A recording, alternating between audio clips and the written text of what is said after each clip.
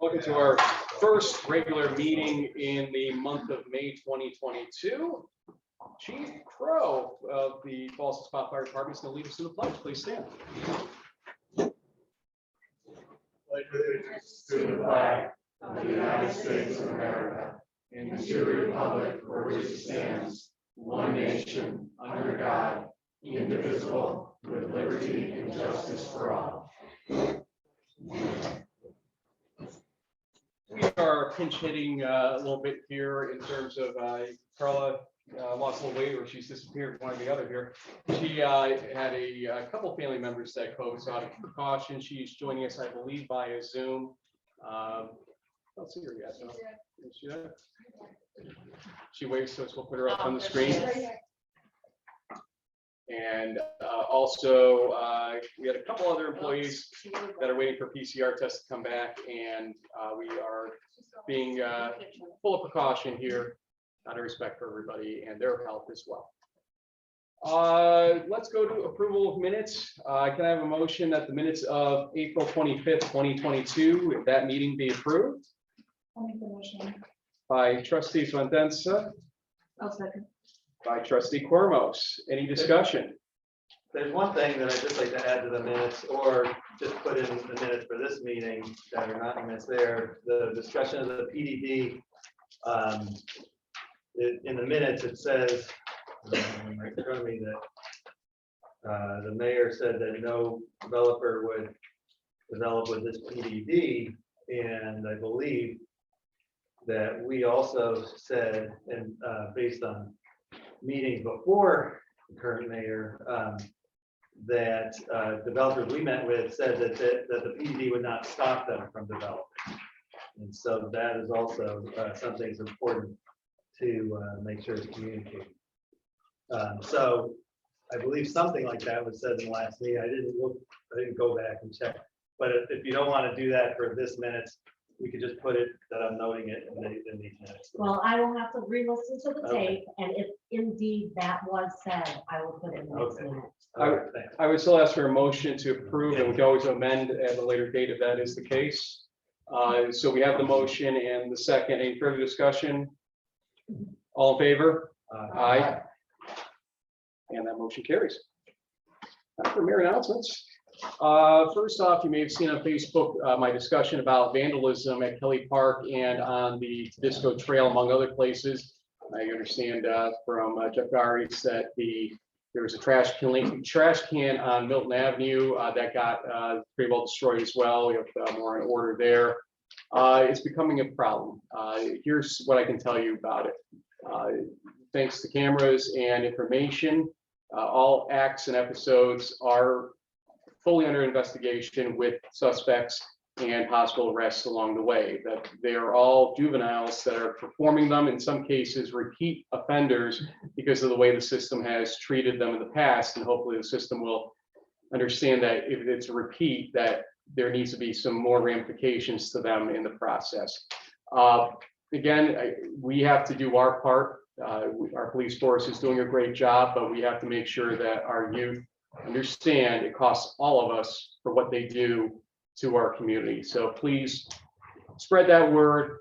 Tell any of your kids, grandkids, friends, etc. that very thing. We cannot continue this, and if we do, we're going to lose bathrooms at Kelly Park, etc. And people are going to be upset about that. But what can we do? We cannot just be spending on replacing or fixing things along the way because of these kinds of actions. Speaking about the police, just want to update everybody that the police contract, which has been sort of overdue since last June, we're going to have a resumption in talks in a couple of weeks with our police PDA. Look forward to that and getting that resolved hopefully as soon as possible. We've got some good indirect contact just to get this thing back off the ground again, and I do appreciate their diligence and our attorney's diligence to make this happen in the next couple of weeks. Coffee with the mayor, we did a couple weeks ago, was a lot of fun to see some familiar faces and some that I had not met before. We'll be doing it again, Nomad, this Thursday at 9:30 a.m. to 10:30 a.m., give or take. I'll make sure there's a Facebook post to that effect. In that regard, Jason Townley sat down with me during the last one, and we had a really good discussion about High Boulevard and some of the issues that really are being encountered there with speed and pedestrian safety, etc. Tonight, there is a motion still on the agenda that we'll have some discussion about when we reach that point about things we might be able to do moving forward with some money possibly available by the county or from the county or through the county, I guess maybe it's the best way to say it, to approach some of the things that might need to be handled on High Boulevard. We have not forgotten about that street, and it was good to hear his take on where things are. I asked Bernadette to kind of follow up with some of those matters as well. So stay tuned later on in the meeting. We'll have a little bit more about that. But those are the types of things that I'd love to hear. That a coffee with the mayor type of situation around the street. Just stop us and let us know what's on your mind, any one of us, and we will bring it to the table and make sure it's addressed. Want to read a letter concerning the water feasibility study that was approved, I think, either in late February or early March by the prior board. Don Rhodes from LaBerge was the person handling it. This was a $35,000 earmark for this study that was more or less geared toward looking at the water system and applying for grants ultimately, or qualifying for grants. Don's letter goes like this from May 9th, 2022. Dear Mayor Rossi, as discussed with you and Trustee Raymond last week, we do not recommend keeping the current project completion schedule, which calls for completing our engineering evaluation report by the end of May. Keeping the original project schedule would not allow our office to evaluate water infrastructure needs adequately. Our initial study effort has identified numerous issues that require special attention, including but not limited to organizational/contractual issues associated with water sales to Milton, Malta, Ballston, Saratoga Springs, and Saratoga County. For example, terms related to water sales to these various outside village users must be sorted out before impacts can be evaluated and presented in a report. We understand that the original schedule was intended to position the village to apply for the grant funding under the Consolidated Funding Application, or CFA program. At this time, the only project that can be considered eligible for grant funding is a drinking water meter upgrade project under the Green Innovation Grant Program, or GIGP. Although the GIGP is highly competitive, it will fund up to 75% of eligible project costs if an application is successful. If the village is interested in pursuing a GIGP grant, we would be willing to prepare the separate engineering report needed at no additional cost to the village. Please note, however, that since it would take several months to prepare and negotiate the agreements needed to expand grant funding to perform upgrades outside the village, GIGP funds will only apply to the improvements of meters located inside the village. As such, meter upgrades for outside village service areas will need to be progressed independently, presumably by agreement with individual outside users and water districts. If the village has concerns about only upgrading meters located inside the village, we recommend that the village not seek GIGP funding under the current funding round. Please let us know how the board would like to proceed. If desired, we can complete the report by the end of May with the understanding that it will be based solely on currently available information, and the report will not show how system improvement costs will impact individual user rates. Please note that if the village chooses to pursue GIGP funding as described above, we will require formal authorization to proceed with the preparation of the grant application as soon as possible. GIGP applications must be submitted no later than July 29th, 2022. Very truly yours, LaBerge Group, Donald Rhodes, Project Manager. In layman's terms, I guess, if I may, and Sean, you and I had this meeting with Jeff and Scott Kearns, et cetera, last week. The water feasibility study RFP was well-intentioned, I think is what he's getting at, but there were a lot of issues spotted in the process of the study. that he didn't necessarily anticipate. And in doing so, his feeling is that if we applied for grants right now, we probably wouldn't qualify for the most part, except for that one discrete one he discussed. And that we need to do a better job of getting a broader based, let's call it a comprehensive plan for water and sewer together to qualify for the larger grants out there for the entirety of the system. Go ahead and. Yeah, in our discussion, basically, what this does is, and as Don Rhodes described, is it kind of breaks out what our original intention study was, more of a top-down study where we were gonna do an overview of the entire water system and try to find the areas that could be either have to be improved or could be improved for better overall service, and also anticipate future conditions. You know, when the municipalities we serve would be at full build out or increased build out, and what those water demands would be. By breaking these two engineering reports, and they're basically going to run in parallel, with the first one, the water meter actually being able to hit the deadline for grants. And it's more of a bottom up thing. Like, we all wanted readable water meters, because one of the major things about identifying the cost of water is really getting a very good, you know, with a sharp pencil, so to speak, understanding of how much water you're actually using. And we still have significant underreporting. So we really have no idea. We know overall how much water, but we don't know the specifics of where it's going. And, you know, without those clues, it's very difficult to determine the areas that, oh, well, maybe there's something going on in this area that, you know, the pipe needs improvement or replacement. So I think this is a sound course of action. I think, yeah, essentially what we're going to get is it's two reports. It's going to be one report for a grant application to water meters, and then a secondary report, obviously, that's not going to be able to hit the original deadline for grant application, but could potentially future grant applications could be wrapped up ahead of that. And I can't think of NIWEA is, yes. NIWEA is the other grant that could potentially help us out with a water tower, or maybe, you know, changing the overall head of the system to increase water pressure. So that is kind of we're kind of getting a additional study or engineering report. And then the secondary report, essentially we'd be getting it for half price, because based on them, there's no increase in fee to run these two parallel reports. So, I have just one question. How does that impact, you know, the area of interest, the water tower? And what's their assessment of the water tower? And is it?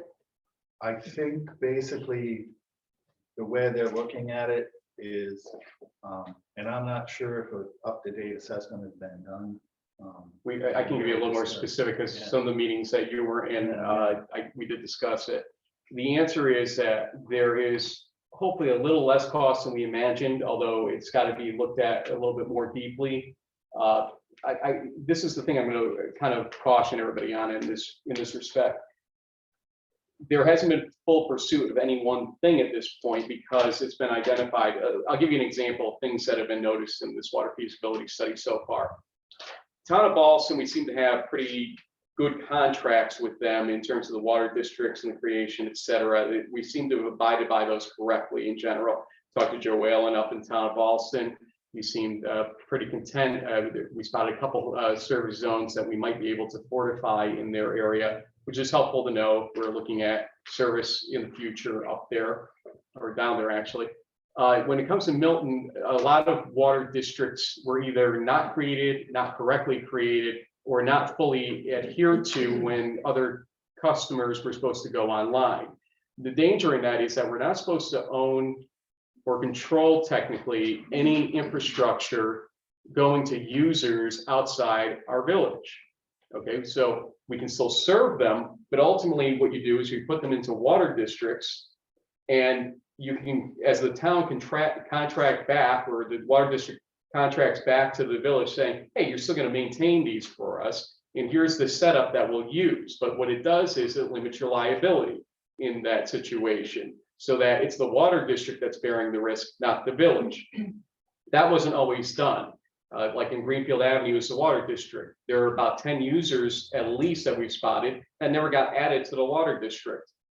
Why? I don't know. But ultimately we have to fix those to identify fully what our liabilities are, our risks are, our uses are, etc. So these are things that Don kind of found in the process, and I won't call it got sidetracked by, but also wanted to understand fully what our issues are. So water tower an issue he began to study and price out, absolutely was, but there was no consensus yet on that. What we have to do as a board, and this is not a tonight thing, is we have to give him some feedback as to what is next, what we're willing to do.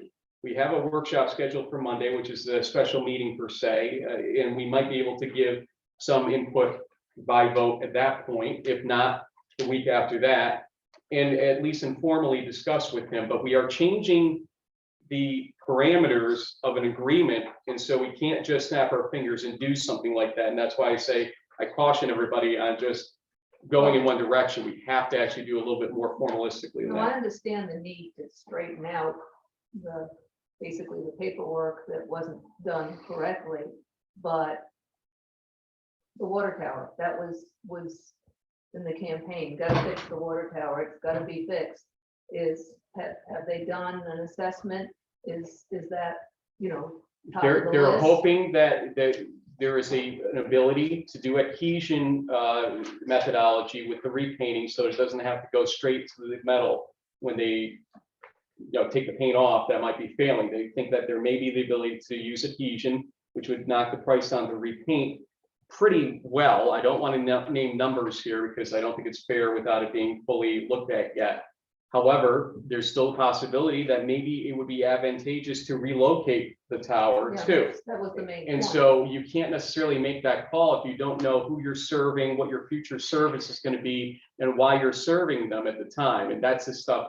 He's not trying to ignore that. It's actually part of that equation ultimately for Don. I don't like to speak for Don, but I've been in enough meetings with him at this point to give you kind of that long story short with what he's told me. Yeah, the crux of it is that because these agreements are basically, some of them are the Wild West, so to speak, and we don't really have a hard definition of, okay, we have maintenance jurisdiction, but there's also operations jurisdiction, which essentially means that that district would be responsible for replacing water mains or components, but village staff would maintain the water system. So that's where the gray area is. And obviously that significantly changes things if we're replacing water lines or that particular district is replacing the water line. We need to know what our infrastructure is or isn't and what the responsibilities But are it going doesn't forward. seem, from what you're saying, to be a crucial need to address the water tower right now. Is that true? Nobody's saying that, Liz. It's part of everything ultimately. You don't just rush out and spend $2 million if you don't understand what the entirety of the situation is, or it might not be less than $2 million ultimately. And there may be a $400,000 or $500,000 solution, at least in the near No, I term. understand that. I'd like an answer as to, it doesn't appear that the water tower needs immediate replacement if you do this work first. The water tower is going to need to be reviewed for DOH purposes in the near immediate future, absolutely. However, in terms of assessment for what to do with the water tower for the long run, he wants to make sure he's doing a full assessment of the water system and all of the infrastructure, so that if the goal is to qualify for grants related to those types of things, because we're talking about 6 to 7 figures, then ultimately we need to do a more comprehensive approach to it. And that's what his letter basically is addressing. He's not going to independently just make that call. It's going to be on us, but that changes the contract and changes the game. And so again, this is not a tonight thing. This is a over the next week or so, let's discuss this, because I didn't know exactly what his letter would say until you and I received it later today, or late today. So I just wanted to inform you of it, inform the public where we are, and let's have some discussions over the next week, especially see if we're going to try to do something Monday or the following Monday with this, and we can always reach out to Don for any questions you have at that point. I mean, ultimately, we won't know where it is because it's been 5 years since the last assessment. So obviously that assessment will probably need to be done to make the judgment for the secondary engineering Right. report. So that's something that has to happen. So that's Now, something whether that's it's gonna happened happen yet in or the near not, term. I'm sorry, Something that's gonna happen in the near term. I would think so. I Yeah. mean, from what Don said is that we grant, it could be 6 months from now, it could be 6 weeks from now, it could be 6 days from now when it comes out. So obviously, that's Well, I gonna don't change mean it. grant, just Yeah. the assessment of the water tower. That's the question that I think we Right, want the answer to, right. that the And I assessment's gonna be think that done. that's essential for the second phase of this. I think it would be engineering good to report. hear from the engineer about that. And my thought or question is, I mean, Labella said that we usually comes out in the fall, I think. And so it's not gonna be 6 days from now. I'm wondering if it makes sense for us to continue with 2 engineering firms. The reason we went with Beverages was they promised a lot quickly and didn't really know what the situation was. And I won't call it a bait and switch, but it wasn't accurate. Labella gave us a response that's closer to what we're seeing now. They clearly had a better idea of what we're dealing with. And frankly, they were very upfront about timing and the complexity. So anyway, I just want to put that on the table. The reason we added an engineering firm is because they initially promised us something quickly and about the water tower, and I understand like it's complicated, but now that everything's shifted and we're sort of converging on common vision of what needs to happen, I just think we need to put that on the table. Does it make sense to continue with 2 engineering firms or not? Well, I remind you that there was a contract involved, and I read one piece of this that I think is important to remember with respect to contracts. And Carla, I'm not trying to be the lawyer, don't worry. Please let us know how the board would like to proceed. If desired, we can complete the report by the end of May with the understanding that it will be based solely on currently available information, and the report will not show how system improvement costs will impact individual user rates.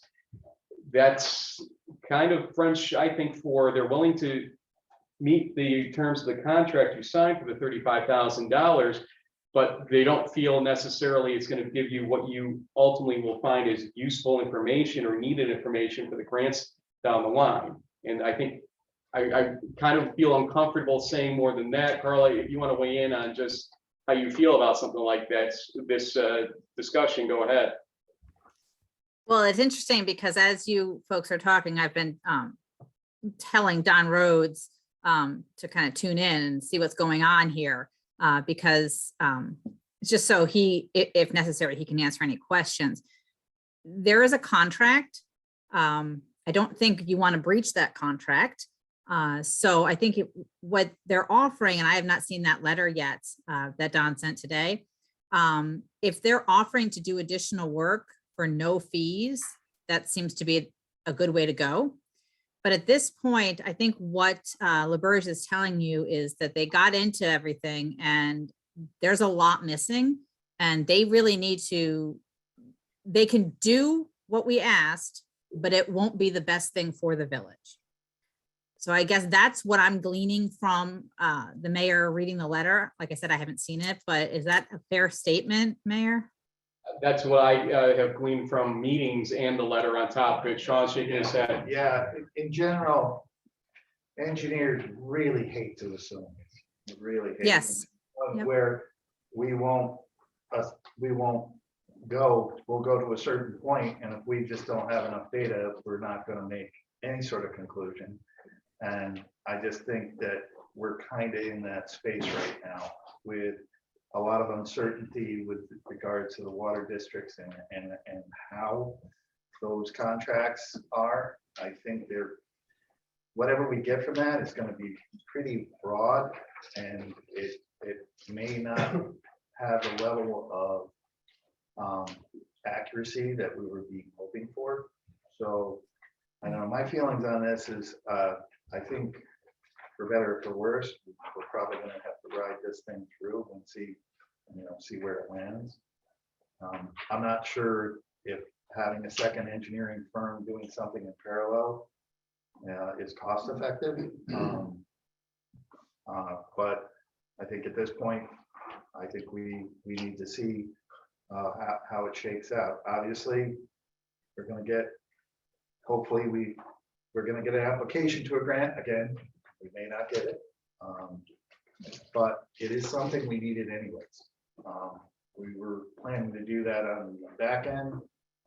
Now we're doing in the front. It doesn't really, there isn't a sequence to that in particular that makes one way or the other better. I'd like to suggest maybe just out of safety and security here, because it is a contract discussion now and, fulfillment of contract discussion. Perhaps we would be able to have an attorney discussion this week with you, Carla. That's fine. I think it's just in that spot here where I get what you're saying, Ben, but I just want to be careful of what we do and don't say. Yeah, I only these brought it things. up because it sounded like it's being renegotiated, so I didn't know how open that is. So let's move forward, and if we need to get more information from Don, he's always free to talk with us. That's one thing I will say, to his credit, he's been very open with his time along the way here. He actually, Mr. Mayor, and I was speaking with him about this as well, he's willing to come to a meeting if the board wants him to come to a village board meeting to speak to any of the questions that the village board or the public may have. Sounds great. Thank you.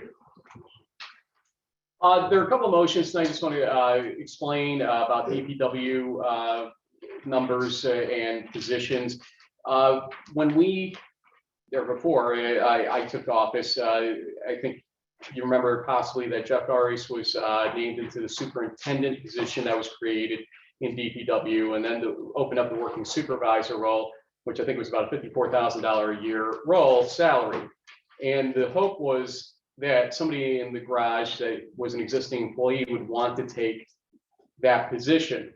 The problem is that they make more than that as hourly with overtime, and so it didn't make much sense for anybody in the garage existing to apply for it. So Julie and I and Jeff and Scott Kearns and Glenn Bowers, we all had a few discussions about this, about what would be best ultimately for DPW. What are their needs ultimately in the situation?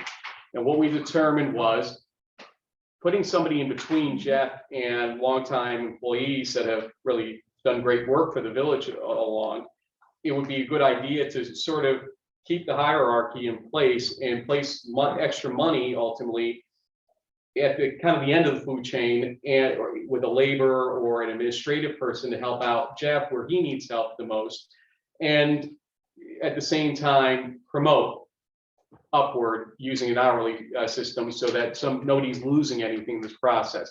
So you'll see two motions about Scott Kearns and Glenn Bowers coming up tonight, and that's what those are about, essentially, to address that. And with the money left over, there will be another, I'm sure, motion at some point to hire a labor or administrative person or hybrid or whatever Jeff and Glenn and Scott deem would be most helpful in the DPW garage ultimately moving forward.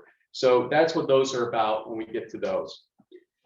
Just want to point out, I saw Trustee Baskin and Trustee Cormos last Thursday at the NICOM meetings, Conference of Mayors, where they do a lot of training sessions and whatnot. And I only did Thursday. You both may have done a little bit more than that, but found them very helpful. Great connections we can make in those types of events. Saw the Mayor of Corinth, Chuck Pasquarel up there, and he was telling me about some of the water infrastructure changes they're doing and grants that they've achieved, and he about to help us out, however, in terms of information. So I appreciate that, but that's the kind of good relationships and networking we can make in those types of events. I appreciate that. Then race down the Northway at the speed limit, of course, to the library meeting with Paul Mays, the architect, who discussed with us ideas about the future of this library. And in fact, this room is part of that for the future, and making things more pleasant, more orderly upstairs, in ways that the community wants, and downstairs in ways that can help the community with meetings and tutoring sessions, et cetera, making it more pleasant even outside, for possibly a reading area outside or additional building area outside as well. If you haven't seen it already, if you go to the library, I believe it's still up the board with the priorities. You get to put dots on the board to populate what you think is most important. So come on into the library and help populate that board. It'll help with the future of this library. And thanks to the library board for inviting all of us to that event, and Andrea as well, our librarian.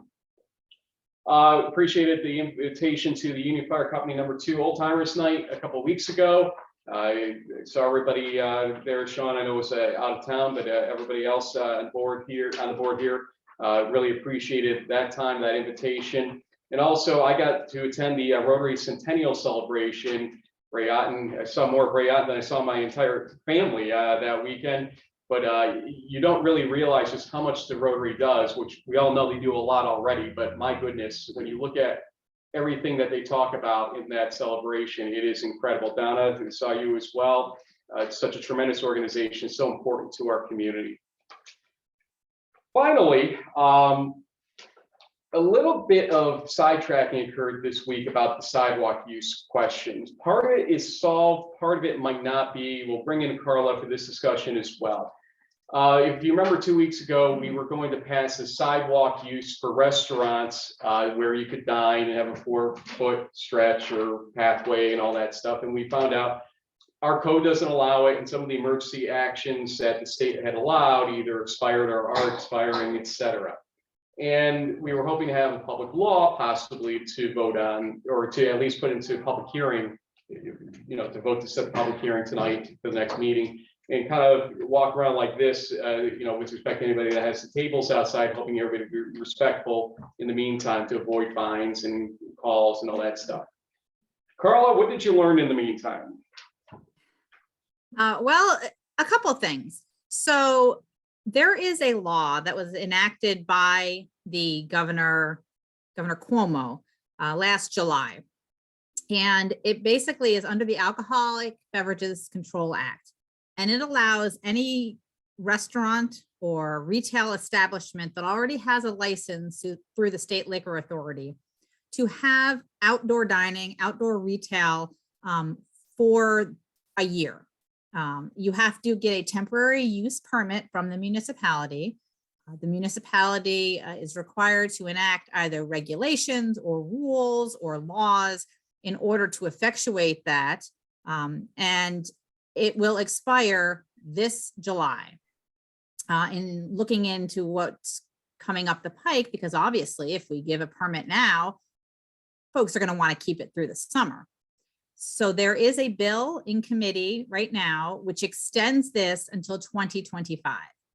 That bill, like I said, is just in committee, but I would think it likely, especially with various municipalities like Saratoga Springs, just to name, the local one, enacting laws allowing outdoor dining for a number of years.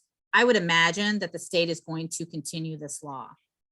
So ultimately what this law does is it says, if you have a license by the state liquor authority to sell alcohol, you go to your municipality, you say, can I have a temporary use permit application?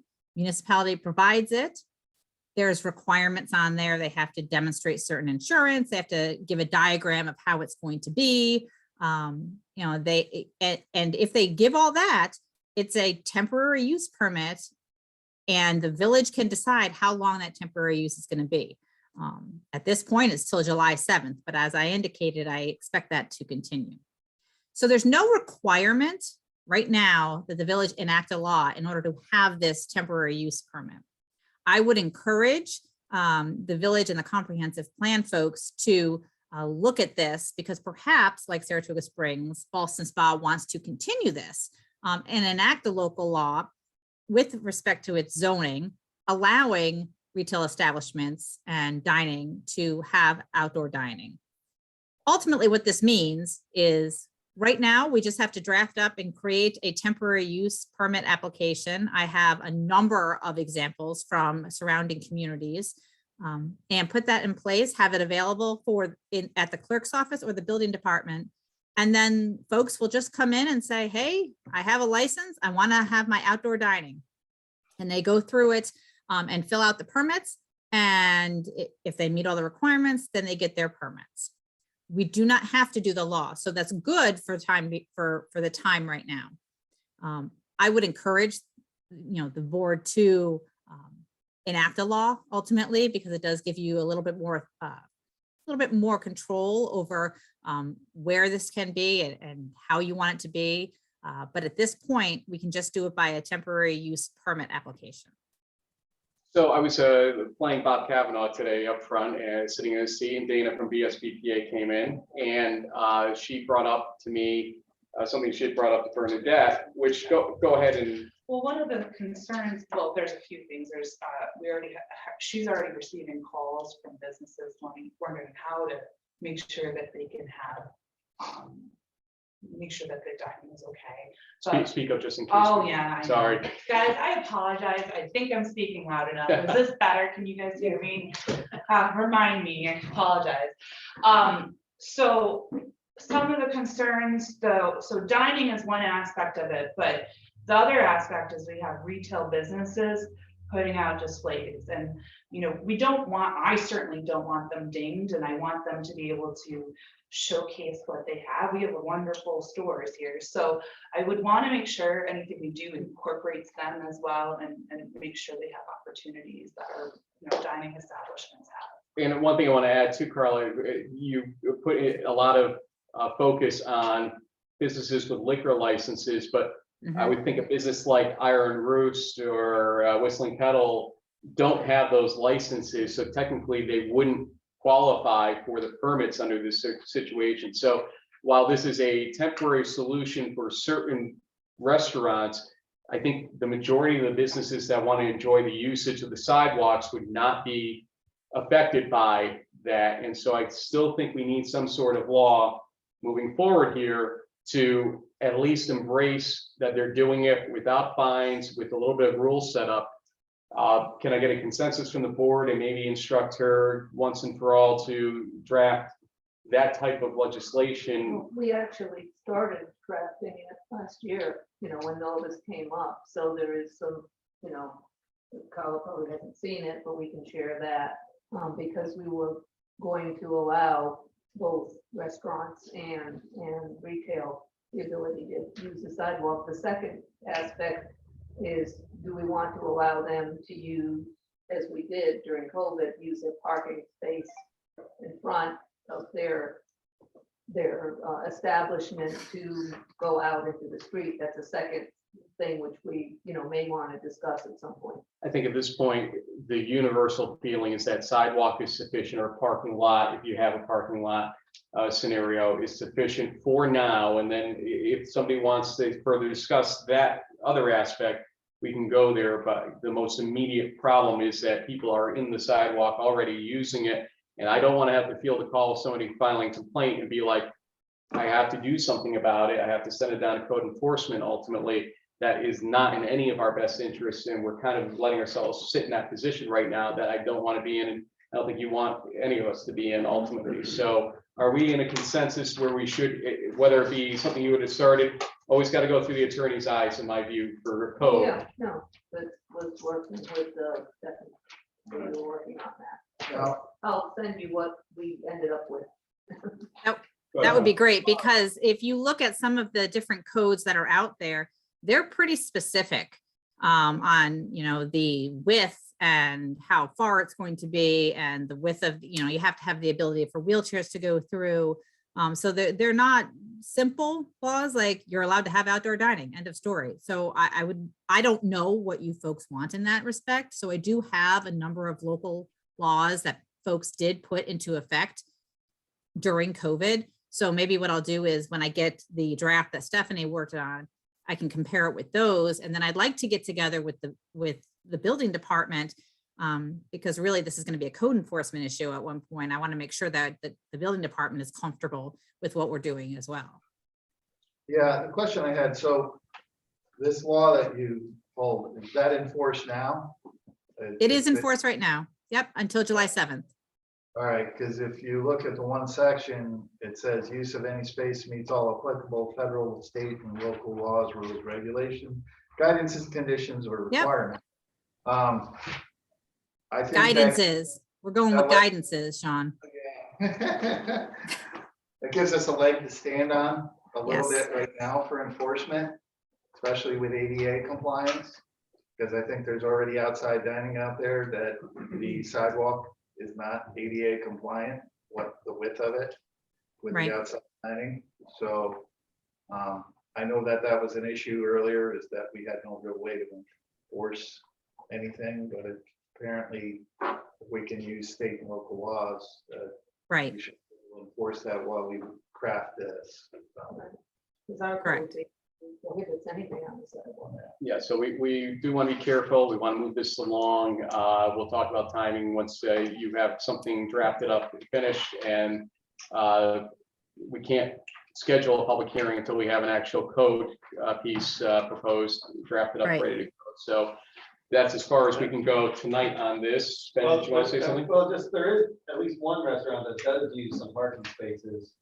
And it's worth, while we do this sidewalk, to incorporate some language about that. And that's so what that- the motion last week was intended to do. So I think what we do is take the motion from last week. We're going to try to approve, have Carla ensure that everything that's in that motion, which was the same thing from last year's cleanup with a couple of grammatical things, would be achievable ultimately under any law that she drafts. Fair enough? Yeah. Okay. Okay. That is it for mayor announcements. Let's go to liaison reports. Let's start my left to right. Liz, anything? Well, we basically gave the liaison report for the library. The fall news presentation was quite successful. Sorry about that. And, you know, I urge folks to go on the library website. I think they're posting the plans because they were kind of hard to see on that screen. And as you said, there's opportunity to, for the public to input, you know, further over the next, I think, week or so. And the goal here is to, you know, come up with a plan for, you know, essentially breathing a little bit of new life into the library, which may include some additions, but, you know, they're looking to grant funding for, you know, funding for any improvements. So they're not actually, they pretty much stated they're not looking to the village to fund their improvements. It would be through library grants. And I think some of the ideas are really attractive, you know, and will make the library easier to use, including this room would get larger, would be set up, you know, for this type of meetings, for other meetings, and would become a true multi-purpose type of facility. And the one question I ask for those wondering is, what do you attempt to do in terms of closing the space when you do a renovation like this? And his answer was essentially, they do everything possible to keep the space at least in part open so that A, we don't have to pay for storage somewhere, and B, lose access to the library itself. So you know, that's something that I think is important to us to make sure that we don't lose complete access for any period of time. And a lot more to follow, as they say, I think at this point. Ben. The Arts Committee keeps working on their planters and that mural. They have a website and a Facebook page. People want to see what the latest is there. Friends of the Cateros, they're having a cleanup day, May 15th, and then they call it a Creek Tenders Day, May 21st. So it's coming 2 weekends. Creek Tenders, actually, you get in a canoe and clean up from a canoe. So yeah, it's not for like little kids, it's for people who are strong paddlers, and it can be quite rigorous. So, but they welcome volunteers to help with that. I also want to thank the fire department, Union Fire, for their hospitality of the great event. First one I've gone to, and it was quite nice and touching, and it's a great way to honor all the people who serve as firefighters. So thanks for that. Thanks for being firefighters. I also want to thank Captain Paul Morosi. He was a gracious host over at Eagle Natalie, showed me around and spent a good hour with me talking about fire business. And it's actually very interesting, and they have really amazing things in their firehouse, old antique furniture. They have a great mural, actually a couple murals. So it was great to see that space. So thank you for that. I'd never actually been upstairs in Union until Oh, yeah. the old timers night, and I was impressed by some of the vintage furniture, et cetera, up there as It's well. similar in Eagle Natalie. Yep. That way. But very, very well kept, and you can tell that they take pride in their houses indeed. Sean? Well, just to add that the DPW may have seen in the last couple of weeks, has been doing some major spot repairs on different roads where we've actually had to go down like 10, 12 inches to rectify more permanent situations where the sub base was not standard, and we had some heaving or sinking, as it may be, over this winter because of the cold temperatures. And there may be some more of that. So obviously you've seen cones out on different streets, so they're trying to get to it as fast as they can. Also, just a general reminder, the end of the month will be the end of loose leaf and brush pickup. So if you want to rake your lawn or get rid of some brush, make sure you do it by the end of the month. After that, it's bagged or gone. And Bernadette. Yes, I meet regularly with Chief Crow, who's here. I always happy to see his face. It's been really eye-opening. We meet as we can. We met twice so far. He shared the quarterly report with me, and I just wanted to highlight some of what our fire departments, our volunteers do for us. This quarter, we've already had 148 calls. Annually, last year they had 388, so we're about 30% of that from last year. So they're very, very busy, our volunteers. Just to note a couple of things, that the motor vehicle accidents, there's 24 situations they responded to. It was noted, I forgot, it was about a month ago, with a vehicle accident with their young man in the motorcycle accident. They were there for 5 hours serving there. All the rain that we had in April, they helped out with pump outs, 12 of them, with flooded basements. And then also, there was also an accident on 67 near Curtis Lumber that I know many people, I kind of got stuck in the traffic, but they were dealing with two people who were stuck in the vehicles, and we had to extract them. Just to let you know that our volunteers are doing a ton of training. Chief alone did a 20-hour course on principles of construction. We have 5 firefighters enrolled in pump operated course. And then also on May 7th, we had 18 firefighters do driving course on Saturday. That's using their own time. So we're very thankful for them to give up their personal time to serve our community.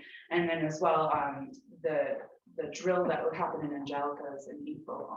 So just very thankful for all their work. It's really kind of amazing to hear all they do. And one of the things that struck me at the Union Fire Company dinner was they read off the names of all the volunteers who had since passed away and ring the bell. And I don't know if anybody heard that in the village, but it went on, and it was a really kind of moving thing to hear and recognize in our community. So I'm just very thankful for all they do, and thank you to the chief for talking with me and helping me learn about this, and hopefully help you guys learn about it as well. Want to recommend for folks that really want a good flavor of what our volunteer fire departments, their fire houses do here. Go to the Pulse Point app on your phone, and you'll hear a lot of the emergency calls as they come in. And funny story, well, not really funny because obviously there's an accident involved, but I remember waking up last week one day to hearing Chief Crow responding to an accident, I think by Route 67 Wood Road area or something like that. And he was on the radio stating something to the effect of somebody needs to call DOT and tell them that the guardrail needs some heavy fixing. And you learn on Facebook later that was his second call already of the day as he was trying to get coffee in between. But that's the dedication for folks that work normally full-time jobs in addition to what they do for us. So thank you to all of them for what they do for us. Okay, treasurer's report. Julia, welcome back. What do you got for us? The first thing I want to mention, and it is part of a budget transfer that I have in the budget amendments that was attached to the meeting material, is about the Consolidated Highway Improvement Program, or otherwise known as CHIPS, or how we fund most of our paving. This past year, when we were originally scoping out the work and quoting how much it would cost us, we originally anticipated that the village was eligible for about $137,000. Since the work has been done and paperwork has been submitted, and we actually received reimbursement for this, we actually got reimbursed $266,000, which was about almost double what we originally had anticipated. Part of the money, as shown in my budget transfers, is going back to contingency, which we utilized to help fund that difference that we originally had from the excess paving and the excess costs. Part of the reason for additional funding is just additional funding from the state and additional programs that we were eligible for. To note though, these programs aren't available each year and it's not guaranteed amount. Some of the programs that we are just about guaranteed nearly every year is about $110,000, which you'll see in the budget.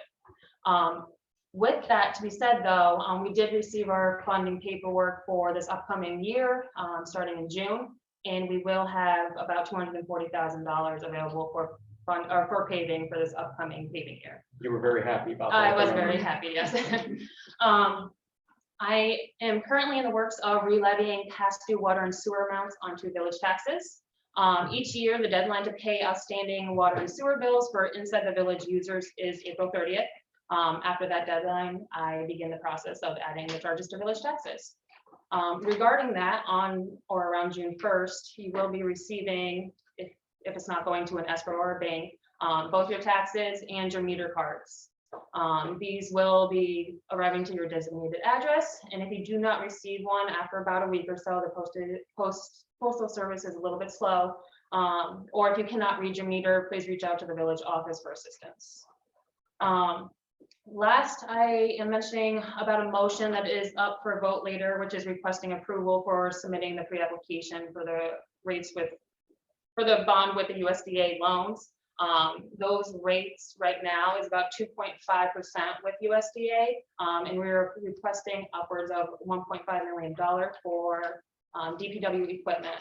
Some of the equipment, the DPW is currently speccing out, so anywhere between the 1.3 to 1.5 is what we're anticipating requesting bonding for. This 2.5% is comparable to some of the lenders that we have been, reached out to, as those rates were between 3.5 to 4.9, and that was back in April. So this 2.5% interest rates with USDA would be a really great help with us for the principal that we will be paying as long as we are eligible and get approved for this loan. Up to 15 years, right? Yes.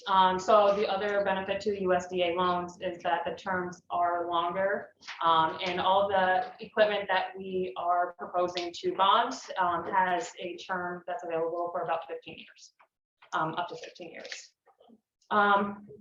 The other thing I wanted to make note of, and I got some more clarification on that today with the USDA loan, is that this pre-application is just that, an application to request funding in the amount of whatever the specs come, when we get that final information from DPW. Once we get the application submitted to USDA, they will submit an offer letter.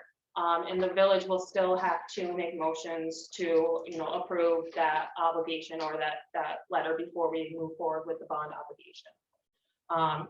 That to be said, rates, USDA has confirmed that rates do go up by July 1st. So we will be anticipating an increase in rates if we cannot get this done by then. I think we've had a 0.75% jump in rates since the last rate adjustment. So that tells you how important it is. with the half point last week alone by the FOMC. So indeed it is. Looks like you and I have ticked off some of the old business and new business There's already. a couple of questions we had about that. I don't know if you want to talk about it now. Why don't we wait for new business then? I'll bring it back up. I'm sorry, not the old business portion. We'll let Ellie Dillon get up there because we promised her a little bit early billing earlier than this even. Ellie, hope it wasn't too bad so far though for you. To talk about the National Bottle Museum, great museum in our village. Come on in, make sure that you're in scene so everybody can see you. Ellie Dillon, 116 Malta Avenue, and I am president of the board of the National Bottle Museum for the last 6 years. And being a teacher, I bring visuals. So, and I bet a lot of people here have never been. You never offered me a tour, I tell you. Well, I'm there on Thursdays. Okay. Okay. Okay, the National Bottle Museum preserves the history of America's first industry, glass blowing and bottle making. The museum stores and exhibits collections and artifacts to educate the public. The museum is a 501c3 nonprofit and chartered by the Board of Regents of New York State. On the second floor is an art gallery. The Jan Rutland Memorial Artist Space displays regional artists year-round. The National Bottle Museum also is the designated village visitor center and public restroom. That's a real treat. Yeah. The museum is open Wednesday through Saturday, 10 a.m. to 4 p.m. It is staffed by a group of committed trustees and volunteers and one assistant director who is employed by the Saratoga Youth Employment Bureau. Admission has always been free, but patrons often donate and in return receive an orphan bottle. The museum houses almost 4,000 bottles. Many are on display. They represent blown in mold bottles to post-1905 machine made. The oldest, the 1700s Dutch onion used for holding spirits. The most valuable, the 1800s collection of Saratoga type mineral bottles. But my favorite is the 18th century bottle discovered in a ship used as landfill. It was found in an excavation in New York City's financial district, and it is referred to as the bottle that held up Wall Street. For over 40 years, the museum has held the Saratoga Bottle Show on the first Sunday in June. It currently is held, It currently is held at the Saratoga County Fairgrounds. Although the show is our major fundraiser, it is the generosity of the village of Ballston Spa and other donors and members who are the backbone of our success. Say it in public that way. You got a camera right there for you. And we thank you. In the past 4 years, the building mortgage has been paid off. The website has been rebuilt. The brochure updated, interior repaired and painted, and finally the painting of the exterior of the building, which contributes to the Victorian charm of downtown Ballston Spa. Updates that hadn't been done for over 30 years.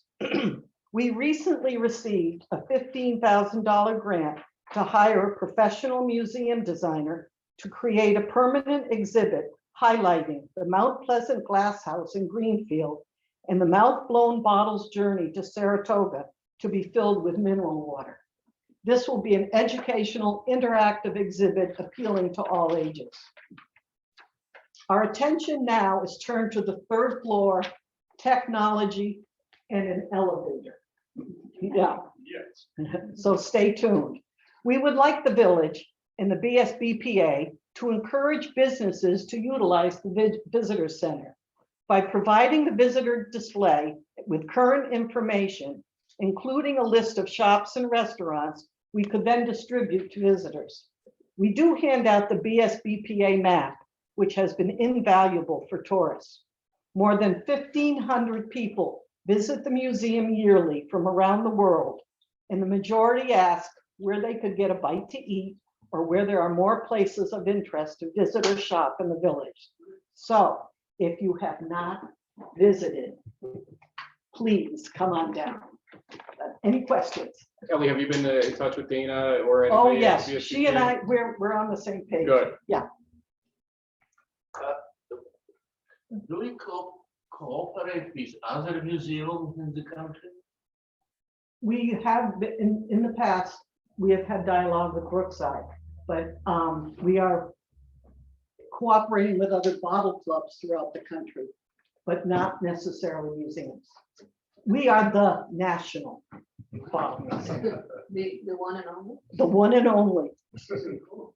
I always knew you were unique, Ellie. I didn't know you were that unique. So. You were featured a while ago in New York Times as one of the unique museums. We have been listed in various articles as one of the top 10 unique museums in New York State.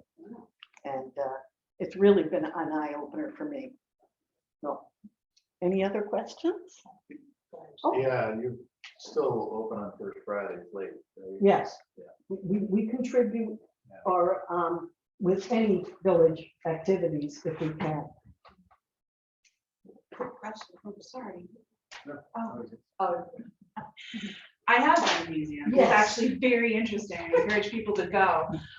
Question, what is upstairs in the art gallery right now? The art gallery right now is running, it's called Photography 101, and it is a wonderful photography exhibit where the photographs cannot be doctored in any way digitally or with any other tricks. It's a pure photograph exhibit. It really is nice to see. And throughout, it's half of the upstairs. We still have exhibits upstairs.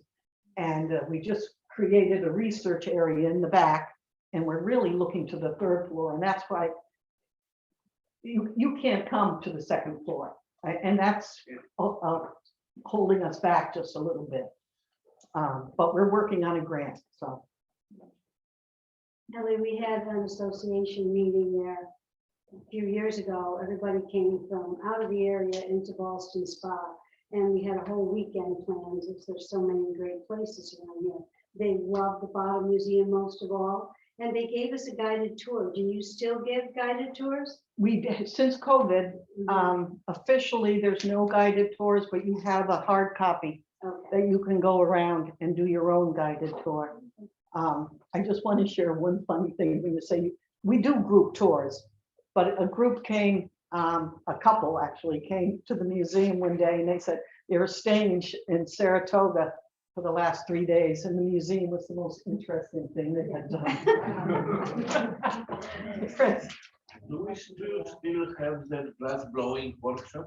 No, and that's a long story. We used to have the glass works down on Washington Street, and the building at that point became so run down that it was taking all our money to keep it, maintain it. So we sold it.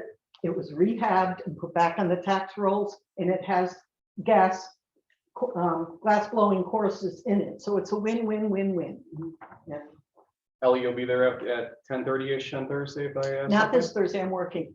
I'll So, come see you soon then. yeah, okay. It's usually I'm there on Thursdays, but if I have to work, some other thing. Elliot, I'd also like just to endorse the National Bottle Museum.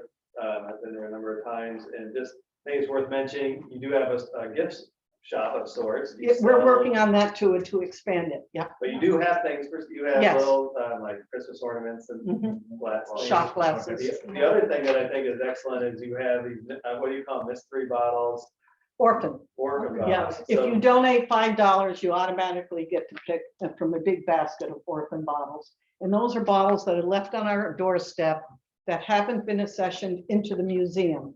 Because once they're taken in and put in our collection, we can't touch them. They belong to all of you. So But it's a real good little crap. money It's- maker. They're cool bottles. Yeah, but we either have them or they're not museum worthy. well, Right. I have one sitting on my windowsill. It's really cool. Yeah, I mean, the whole thing is fun because they're wrapped up. You Kids don't love know- it. Yeah, you don't Everyone know what loves the it. bottle is gonna be. Yeah. Little, small, whatever, and so you get it. It's a nice donation, but then you get this Mhm. present, that Mhm. you get to unwrap, and they're Yeah. very cool bottles. Anyway. Yeah. Ellie, thank you very much. You're welcome. old business, Ben, go ahead with DPW equipment questions that you may have had. I think we've kind of already introduced it. Yeah, all right. Well, one question was, initially, and Sean, I don't know if you got to talk with Jeff today, but Jeff, we asked him about going through a loan or a grant, and he wanted it just spot because he needed it ASAP. What is the timing? So is he okay with the timing of this loan for the back truck specifically? Because that was the thing that was like top emergency, gotta get it now. And we're gonna use ARPA funds and general funds. So the timing, once we submit the application, is they'll give us an offer letter within 45 days. And as soon as we accept that, we'll rate off. And then the loan itself is a takeout loan. So usually with equipment, it's a one-time, you take it all out, you draw it out, usually at the end of once we receive the equipment. We will have to go through an approval process with them to order the equipment because most of this is not just available. But that being said, we can, begin the loan process within the 45 days as long as the village commits. So with our process, it might be a 2-month. Yeah. So Jeff's I don't see comfortable that with it? as, yeah, I mean, obviously, it may be longer before we get delivery of it in. It could be a year on some of these pieces, if not more. No, I think. I it's don't think the loan is a whole. Okay. Yeah. And do we know what the annual or monthly charge will be? We won't know until they give us an offer letter. And what we're voting on today is just that pre-application piece, and then there'll be another vote. Yeah, once we get the offer letter, that's when we'll have to go through the process of. Because without knowing what the debt service is, that's not comfortable. Can we estimate the debt service? You can, 2.5%, potentially 1.5 million for a 15-year term. It's not terrible math. And just to be clear, what is on the agenda tonight is an application for it. You either are approved or not. Just because you're approved doesn't mean you're gonna get that money tomorrow. We still have to actually go through the bond process. I am not being No, I authorized. understand that. Well, I know you No, came by I earlier just said- today, Liz. I just want to explain to everybody because there was confusion on this. That there's another stage afterward where we decide the length, we see the amortization table, we make sure that we're all in the right position before I get authorized to sign the final paperwork to do what we need to do ultimately. Right, Yeah, ultimately, the board needs to see that too. Yep. yeah, no, that was if you could not tell from this motion that there was that step. And I did talk to Julia this morning and she clarified that this is the first step, pre-application, which I have no problem with. And then there's another step that will be in front of the board. We're gonna take the loan out, actually, right? If I may, there may be multiple steps. If you're going to bond this, there are specific bond authorization resolutions and seeker documents and all sorts of things you have to do if you're going to actually bond this out. So what's there today is just allowing the board to apply for it. And at the end of the day, there's nothing that anybody on the board can do until the majority votes on the specific bond authorization resolution, which won't happen for some time. That's all I needed clarified. We're not giving full, approval. We good on that? If so, let's move to PDD. I'll just inform everybody that over the last week or so, had a couple or a few different iterations of the PDD legislation that came from the trustee Baskin and trustee Cormos, and then Carla at one point as well. The long story short, there were some edits that incorporated some of the things that Bernadette had put in, not all of her edits, obviously, but a few things. And then Liz had informed me that they were going to not just have it based on CBD district zoning, but the entire village now will basically be forced to utilize the PDD for 15,000 square feet or greater of new building or redevelopment building at that point in time. Carla had some substantive comments on that. I will first off let Ben, since this is kind of his baby in terms of putting it on the agenda, talk about what we're going to do at this point. Sure. So because a number of comments came in very recently, initially we were thinking we put a motion on today, but we're not ready to do that. We don't feel like it's ready to be moved on today, so we're going to defer that. So I was going to suggest we table the discussion for today to do it next meeting.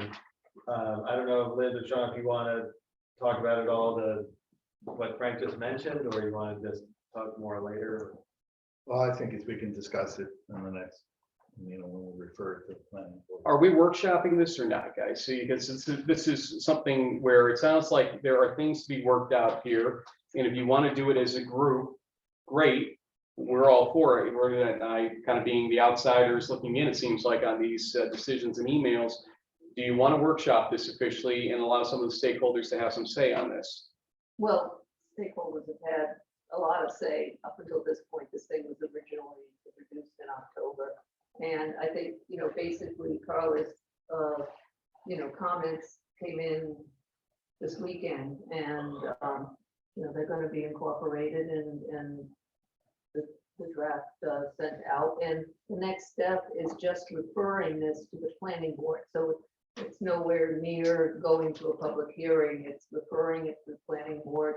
And I'm sure the planning board will have comments as well. So I don't see a reason for a workshop. I'd like to read something into the record. Ben was bringing up during the minutes approval, question of whether or not there was buy-in from stakeholders, property owners, et cetera. I received this earlier today. Mayor Rossi, my name is Jim Bedoin, and I'm the current owner of 125 Bath Street. Although we have not had the opportunity to meet in person since you took office, I felt it was important to prepare this email to introduce myself and to share a few of my thoughts. I would like to address the request you made to property owners in the Village of Ballston Spa following the PDD legislation discussion that took place during the last Village Board of Trustees meeting held the evening of April 25th. Your invitation for public comment is appreciated. Since acquiring the former Angelica Textile facility located at 125 Bath Street in August of 2018, I've been open and transparent with the village about my objectives and the opportunities I see for this community by properly positioning this abandoned and poorly maintained commercial property for redevelopment. My prior involvement with repurposing underutilized commercial and industrial properties throughout New York has demonstrated that the potential benefits the redevelopment of 125 Bath Street will have on the Village of Ballston Spa. This is one of the main reasons I accepted the risks of acquiring this property and undertaking the necessary programmatic responsibilities with the New York State DEC Brownfield Cleanup Agreement BCA program. The team I assembled to pursue the BCA work was successfully awarded with a certificate of completion, or COC, on December 31st, 2019. This achievement affords tax credits and a release of liability that would be transferable to subsequent owners of the property. This will create a further incentive for the development of this property, and I suspect other properties within the village. In short, my efforts have significantly enhanced the value and redevelopment opportunities for this property. These efforts required a significant commitment of time and financial resources. Once the COC was in hand, those in the private and public development community expressed immediate interest in 125 Bath Street. The assistance of former Mayor Larry Wilbright in his vision for the village was a great help. I was able to introduce a number of well-known stakeholders to the village based on their interest in 125 Bath Street. The recently developed economic development plan has proven to be a valuable tool for making introductions to the village. Unfortunately, just after having obtained the COC, COVID-19 hit. Although I have lost nearly 2 years of momentum, and despite other challenges that exist in the world today, I am encouraged and have seen interest in the property ramp up this year. After learning late in 2021 that the Village Board of Trustees was considering imposing a building moratorium, the resignation of Mayor Wilbright, and now the realization of the magnitude of the proposed, quote, temporary PDD legislation that is being crafted for the CBD, I am deeply concerned. The proposed temporary PDD legislation appears to be counterintuitive to any goal of spurring redevelopment and runs counter to the economic development plan the village had set out to achieve such community redevelopment. At the request of former interim mayor Christine Fitzpatrick and trustee Liz Cormos, I was asked to meet on January 12th of this year to share my opinions on the temporary PDD legislation. At the meeting, I took the opportunity with the assistance of a key member of my team to share with Christine and Liz the vision I had for 125 Bath Street, the same vision that I expressed at the July 26, 2021 Village Board meeting. I also spoke to the challenges that my team and I have overcome and the likely opportunity the redevelopment of the site could bring to the business and residential interests of our community. I pointed out the concerns I had about the village creating even more challenges to organizations with whom I was actively communicating. Entities that would be willing to invest and commit significant time and resources in this community and to become a part of the village's next chapter of growth. At no point in the meeting did I suggest that I supported the proposed temporary CB-PDD legislation. I was observing the meeting that was held this past Monday, April 25th via Zoom. Comments that were expressed by Christine Fitzpatrick and Liz Cormos regarding my opinions on the proposed temporary PDD legislation were overly simplistic and did not speak to specific concerns that I raised during our earlier meeting. I relate to them specifically about what appeared to be targeting of properties within the CBD by excluding sites less than 12,000 square feet. I now understand that they've amended this to 15,000 square feet in their final draft. I felt that this proposed legislation would alter the current planning board and zoning board review approval processes and ultimately make developing in the village of Ballston Spa more challenging than it would be in other communities that utilize the PDD approval process as it is intended. I've taken time tonight to share this information so that you and other elected officials in our town are informed and aware of my opinions on 125 Bath Street and the unintended challenges I believe the proposed temporary PDD legislation will create.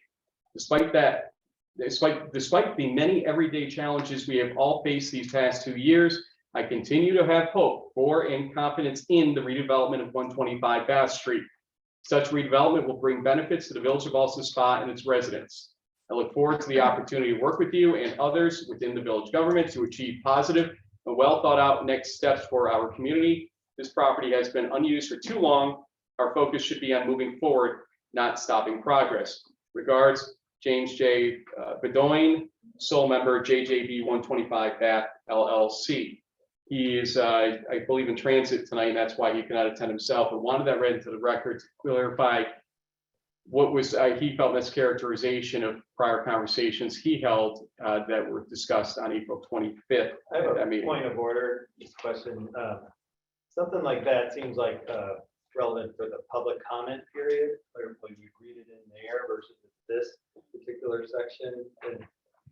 And so, and then you during your announcements, you talked about the DPW motions. And so, I think it just adds the length of the meeting to put things out of order a little bit, because then we have to revisit them. So like that letter, either we have public comment period somewhere up further, or we just wait on that letter till public comment, and then others can immediately respond, for example. Did it register to you what was said in that letter? Yeah. Oh, I mean, you're concerned about and whatever.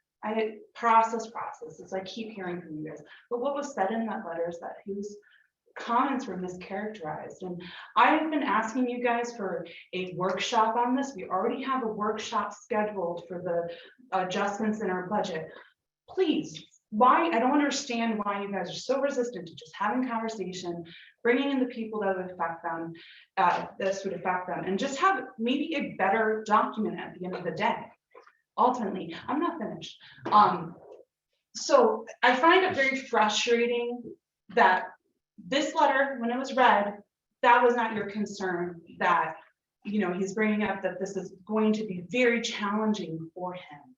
And I'm going to be honest, for a lot of other people and a lot of other properties. So I don't know. I just find it ridiculous that your concern is that.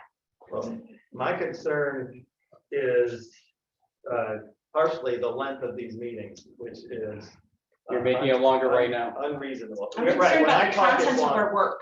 So that's why we suggested that we table this conversation, because we're not ready to move on. We're going to have this conversation in 2 weeks all over again. Let's have a workshop. Why not have a workshop? Let's please move on. We've to had the 3 next. workshops on this PDD, 3, including This is public a new comment. board. Can I have a motion for a workshop to be held on Monday, May 16th, in coordination with the already scheduled meeting on Monday, May 16th, related to the PDD? I will make that motion. And I will second it. Discussion. There's too much for that workshop. I'm sorry? That's too much. It's too much what? Too much, all your budget. stuff. Julia has put an email out related to the budget issues that you've all ignored over the last week. Just, let's take a vote. No, actually, we have to go to public comment at this point because they get 90 seconds by rule. Anybody want to give public comment? Jim Rosie?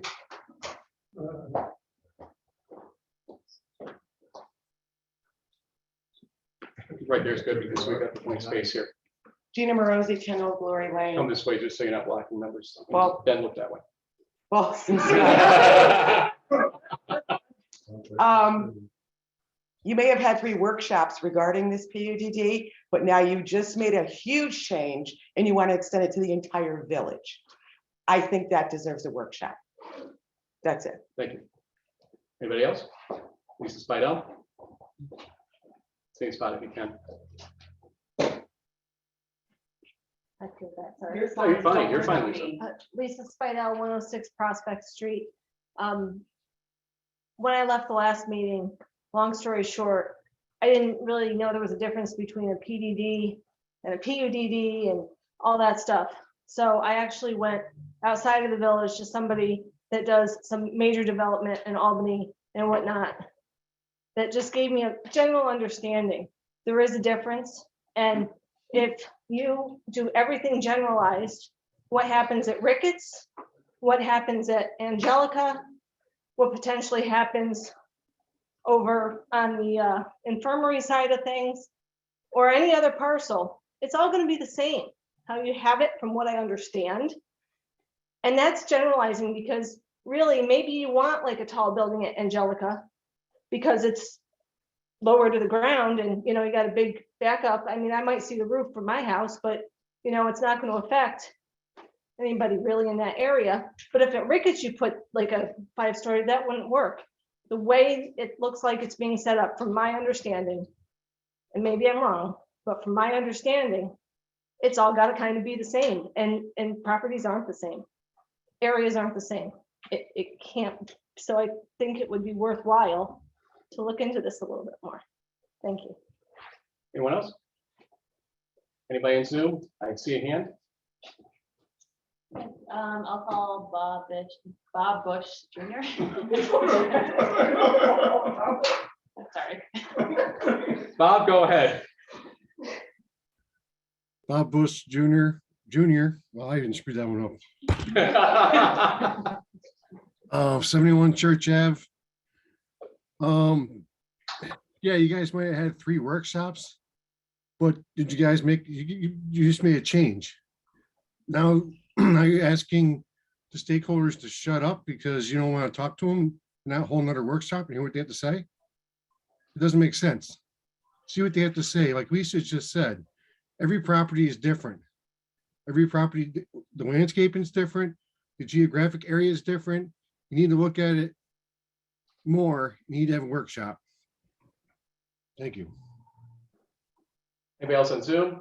Thank you, Bob. The notion there's too much. We can handle a lot of the workshop issues related to budget by email over the next week if you so choose. There's nothing saying we can't knock a lot of those out. We discussed some of the calculation issues and the cell tower issues as I think well. it's an excellent recommendation. We should do that with the PPP as well. Just have comments between ourselves. Well, it's interesting because I get emails from Ben that say he won't have these discussions over email with me because frustration, yada, yada, yada. Why not have a face-to-face? If this is supposed to be a board-wide decision ultimately, and remember, this could be a 4/5 decision ultimately, do you not want buy-in from at least 4 members of this board?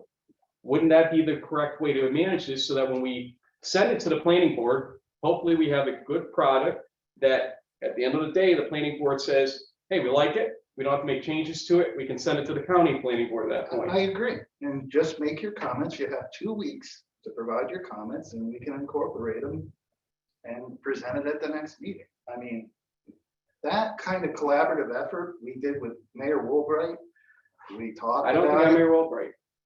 Oh, and I believe. Well, the collaborative part of it is good because when we got here, we got down to business. There wasn't a lot of going back and forth because that was already taken care of in a collaborative way through emails. And so when we got here, we didn't waste the public's time. we got down to business. And we already had an idea of how everyone felt, and we collaboratively come to a consensus. That's not what's happening now. What's happening is, it's basically, we're having all this discussion, and that's why we're having 4.5-hour meetings. It's because we're not collaborating in between the meetings. And I think this is just one of those things that can be done.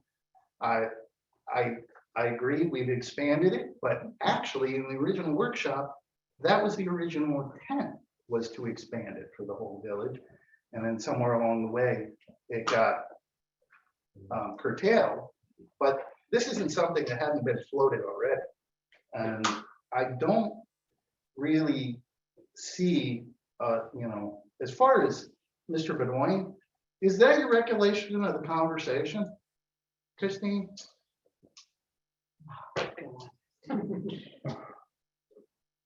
And the danger of being simplistic.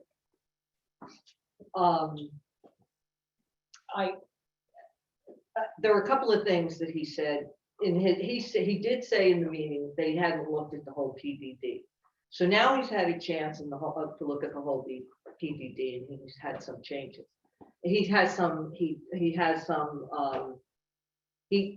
definitely has a lot of more problems with it. I don't think, I mean, I read that, and I don't think he's saying, yes, it can be problematic, but it's also, I mean, he's saying that I presented a simplistic idea, but he also didn't say, as was said by somebody else, a member of the public, that he was thinking about suing. So if I mischaracterized him, so did some other people who mischaracterized him. He didn't seem that negative to me, but obviously he is now. And Hold on, I'm not done. right. You gave your time. Hold on, I'm not done yet. Sean? Don't raise your voice to me, sir. Do not raise your voice to me. Be respectful. I'm just trying to have a conversation. Gosh, I've been requesting a conversation on this for a while. You're raising your voice. Well, because he raised his voice to me, Liz. Don't even start with me, okay? This is not a good last 10 seconds, let alone 20 minutes about this point. This is why a workshop between us trying to work together on something, Sean, will maybe be productive as kind of like, because why? this is the political theater This is not that has been established, rather than just having us work out our differences through email in a collaborative effort, so that we have a consensus when we come here. Sean, it takes hours to craft emails about something like this. It can take a half an hour to reach the same point. It'll take 5 hours of emails. Well, I've reviewed this PDD several times, and I mean, I've incorporated multiple comments myself, and it hasn't taken hours. Now, maybe if you want to scrap the entire document, it might take hours, but that seems kind of silly, since we had experts craft this document, why we would abandon all their expertise. What's bothering me is that several of the things that Bernadette and I have said to you over the last few weeks, especially, are things that Carla's comments, independent of knowing what we've been saying necessarily, were identical in a lot of And ways. Carla commented on it, and we have her comments, and we're going to incorporate. Okay, but do you not get the point that we kind of know what we're talking about here? We kind of have an experience level that maybe we bring something to the table to have that discussion. What you've essentially done over the last couple of weeks is amongst yourselves, and I'm not sure exactly how, you've repurposed a document multiple times, sent it to us to shove it down our throats essentially, and then forgetting the idea that it's a 4/5 principle that may apply to it. So if you want it to be approved, I would probably assume the worst case scenario that 4 of us have to vote yes on this. And the way it's being handled, there's no way, no way. Mayor Rossi, Ben Baskin tabled this. Can we table it? No, the Ben Baskin cannot independently table Well, anything. then There's a I'll motion vote on the floor. Okay, let's take the motion. I'd like to add some public comment to this. We're in discussion still. Yes, we are. We're in discussion. I have not given my discussion. I do not think that email is necessarily the proper way to deal with this. Yes, it's great to try to sort out some of this stuff, but I believe there needs to be some sunshine on this. You guys do a lot during deliberations through email. And yeah, this is uncomfortable. I don't want to be frustrated with you guys. We had a lovely time at the dinner, but I don't understand why it is so bad to bring the public into this. And you know what, honestly, people keep coming back. I mean, I don't want you all to have to stay late. I really don't, but people keep coming back. And if they wish to leave, they do leave. So I really wish you guys would be open to that. It sounds like you're not, and it's becoming more clear to the public that you're not. But That said, it's going to the planning board, they're gonna have their comments. I'm There's asking, Plenty I of made a time motion. for additional comments. Let's move this forward. Liz, Motion on the what are you so table. scared of having a workshop with us? Really, why don't you try it if you haven't Let's tried it move before? this. Let's take a vote. I will call for the vote as the presiding officer. I'm asking a question though, if I could get an answer graciously out I'm of you. not afraid of anything. Then let's do it. No. We dragged this thing through enough. Which motion are we doing? The workshop motion or the tabling motion? It's a workshop motion currently. Nobody's made a Okay, let's motion take a officially. vote. Trustee Bonanza? I tried. The date. Yes. Trustee Raymond? No. Trustee Baskin? No. Trustee Cornwall? No? Mayor Rossi? Yes. And that is unfortunately your government in its current form, folks, and I'm sorry to break that to you. That's what we go through. So if they think emails are solving anything, that's exactly what we go through in our email process. That's why we don't want to do emails. We want to actually workshop for once. Well, I have to give Bernie that credit because she actually sent comments and it was very helpful and we have incorporated several of them and important comments into the thing. We have asked you for comments repeatedly over many weeks and we haven't gotten any. Email is a valid way to do that. And so it does make us think some other political objective is on the table for a workshop. Ben, Andrew Waite today from Daily Gazette called me and he asked me to comment on the view or thought that you, Liz, and Sean are looking to use this as a control factor, which is an interesting deduction by him.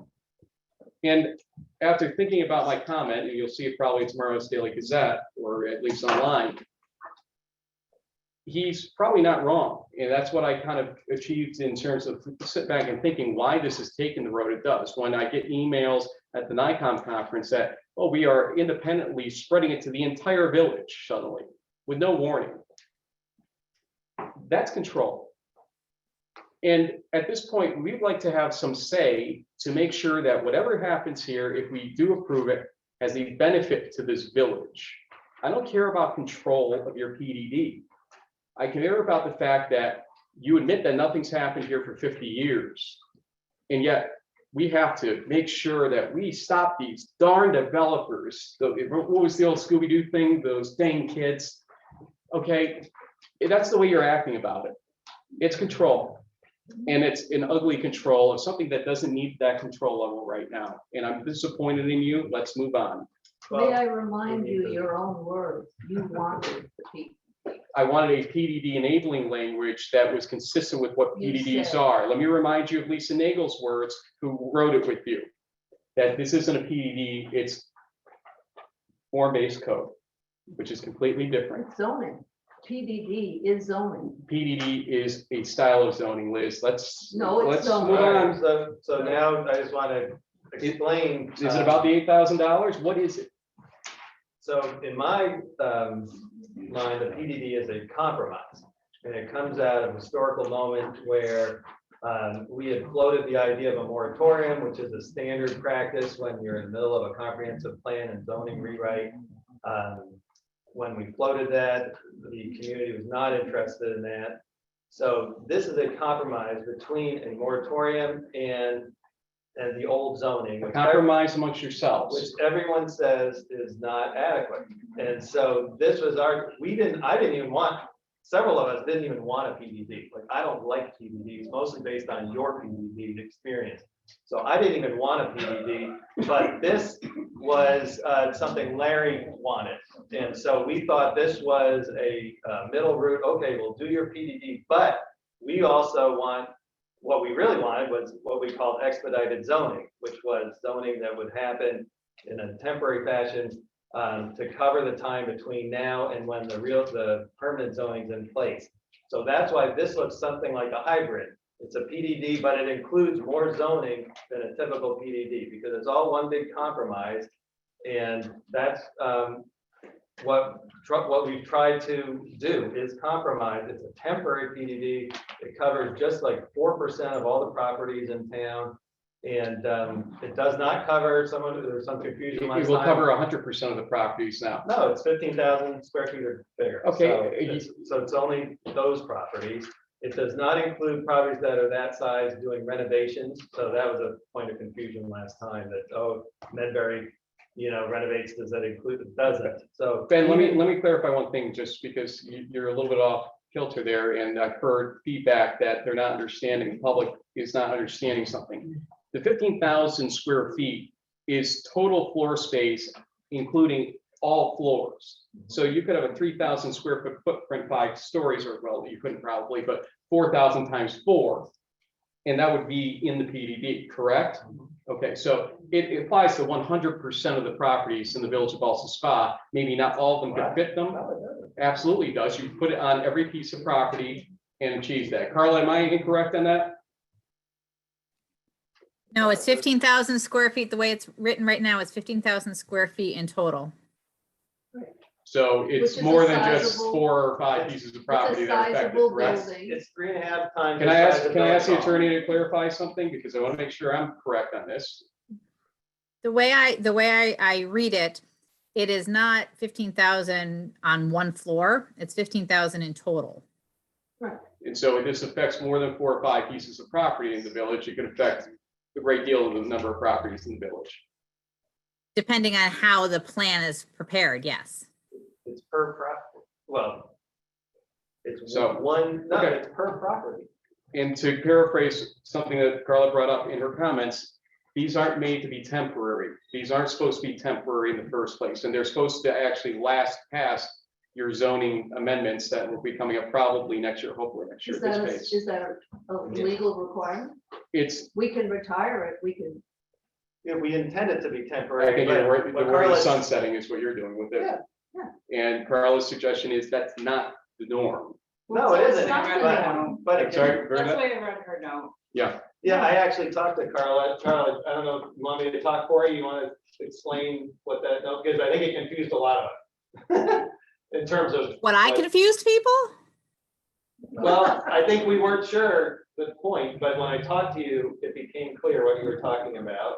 I can give my interpretation, or if you want to say what you were. I can do it. I can do it quickly. So the way that the PDD legislation is currently written, it indicates that it is a stopgap measure between what there is now and when the zoning, after the comprehensive plan, and then the zoning amendments take place. And then once the zoning amendments are enacted, the PDD legislation goes away. What we've discussed is that that is unusual. Generally, zoning includes a PDD enabling legislation in it, no matter what. And so the potential to have it go away didn't make a whole lot of sense because you might want the PDD legislation to continue in whatever form you ultimately adopt it through the zoning. And I would presume, just in my experience dealing with comprehensive plans, many of them talk about having a PDD enabling legislation. So my comment, and we're kind of getting into the weeds here, and I apologize to the public for that. My comment really was, I don't see a point in having this sunset, as you say, because you as a board have the right always to repeal a law. You just have to repeal it by a local law. So you don't have to have language in there saying it's going to go away, because if you choose to let it go away, you just draft a law saying that this law is repealed. Well, that's more semantics Right. than anything else. Well, and one thing that came out of that. No, is it's that- not semantics though, Trustee Cormus. It's not semantics because saying something sunsets is different than saying you're repealing it. repealing it is a local law, and if you're, you do that by enacting another local law that repeals the first one. If it sunsets by operation of law, which means as of X date, it's gone unless you adopt another law to continue it. So which are you recommending? I indicated to Trustee Baskin earlier, and I believe we've had conversations, and I don't remember who it was that I spoke to, you know, the past couple of months. I think it makes a lot more sense to just take that language out and have the PDD enabling legislation, once it's done, have it in place. And if it works through the zoning and it's adopted through the rest of the zoning, then it keeps going. If it turns out that at some point a board wants to repeal it, then it always has the right to do that. So we can Well- just take the language out. Yeah, well, what I felt comfortable with, based on our conversation together, just to add to what you say, is to take it out of the "it must sunset" as in terms of being part of the law, and putting it within the purpose of the legislation, because I still feel it is, and I think we all, at least the three of us, agree, and probably more, that it shouldn't be permanent the way it is. And so the intent is for it to evolve or sunset or disappear or something else that take its place at the end. So, but rather, what your point was, rather than putting that in the law as this must happen, describe that for everybody within the purpose of this PDD legislation. Doesn't It feel was, like- it was to describe the purpose. I didn't say include it in the purpose. I said, explain what the purpose, your ultimate intent of the purpose is. Right.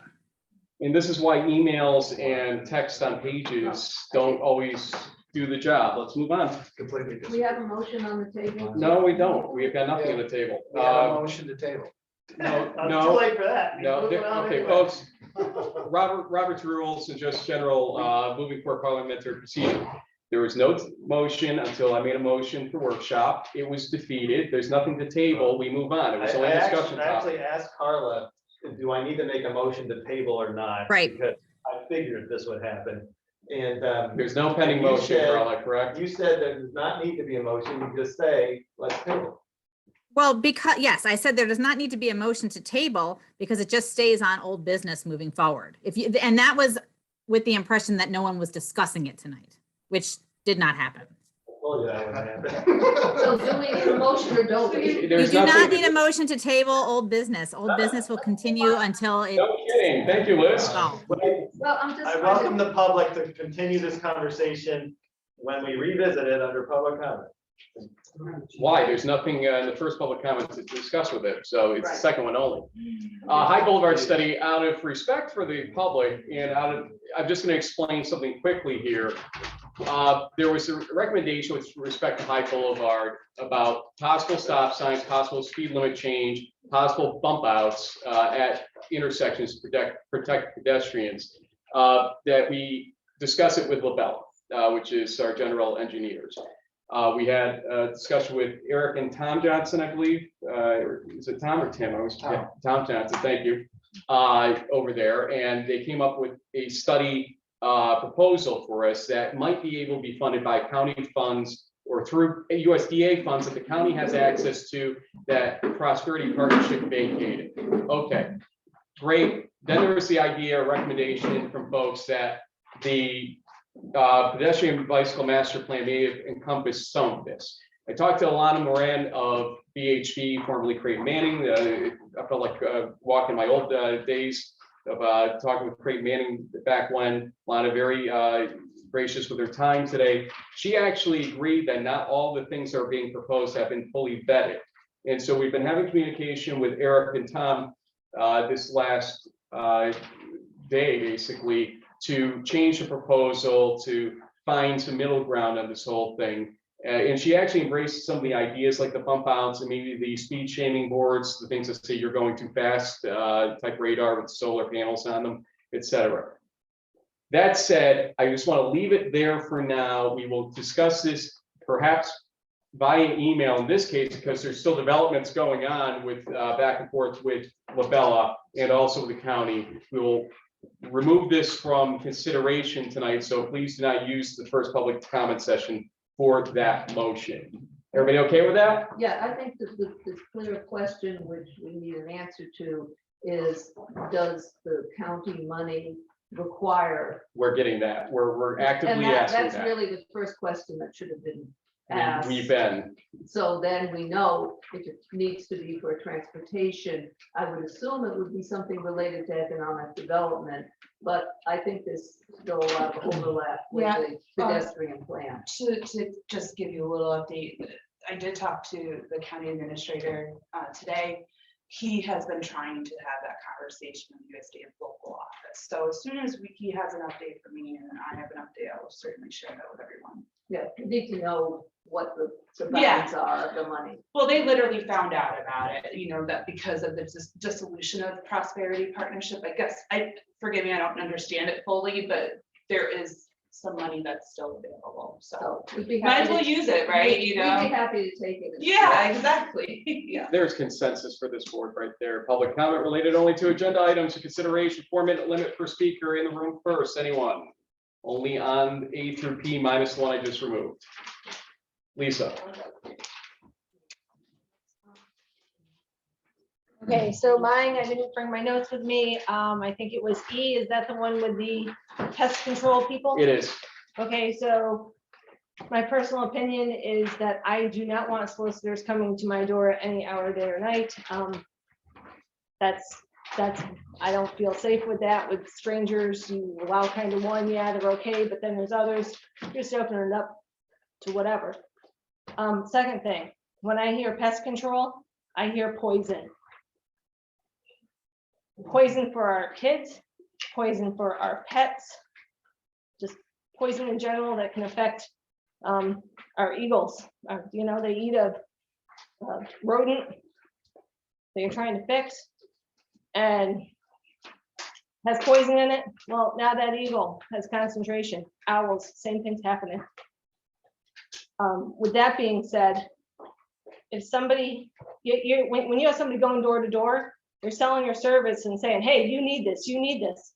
Well, seriously, if you have a rodent problem, you're gonna know it and you're gonna reach out and find it yourself, get estimates and have it taken care of.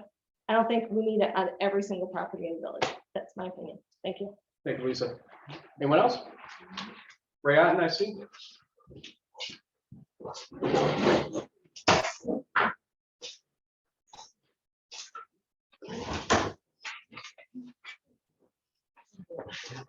2 things. You said that we're not going to discuss. Address also, just so. Oh, I'm sorry, Ray Otten, 16 Lynbrook Avenue. Thank you, sir. You said we're not going to discuss M as in Mary. Correct. You could probably discuss in the second public comment period if you wanted to, but we're not going to actually pursue it tonight in terms of a motion. No, it just seemed like duplication because we already have a Hyde Boulevard traffic study that was done. Correct. And what I was saying about Alana says that the speed study was only done on one side of the street, for instance, and that the pump outs weren't actually examined that are being discussed. And the speed boards weren't necessarily fully vetted either, that she actually thinks are very useful. So that's Okay. why, yep. I just want to make sure. Secondly, the other thing is in motion P. The last sentence there, I sort of need a little explanation, if I could, that the content of the email communication is not to be hindered by the mayor so long as it's factual and pertains only to village business. Why would that not be mayor or any trustee?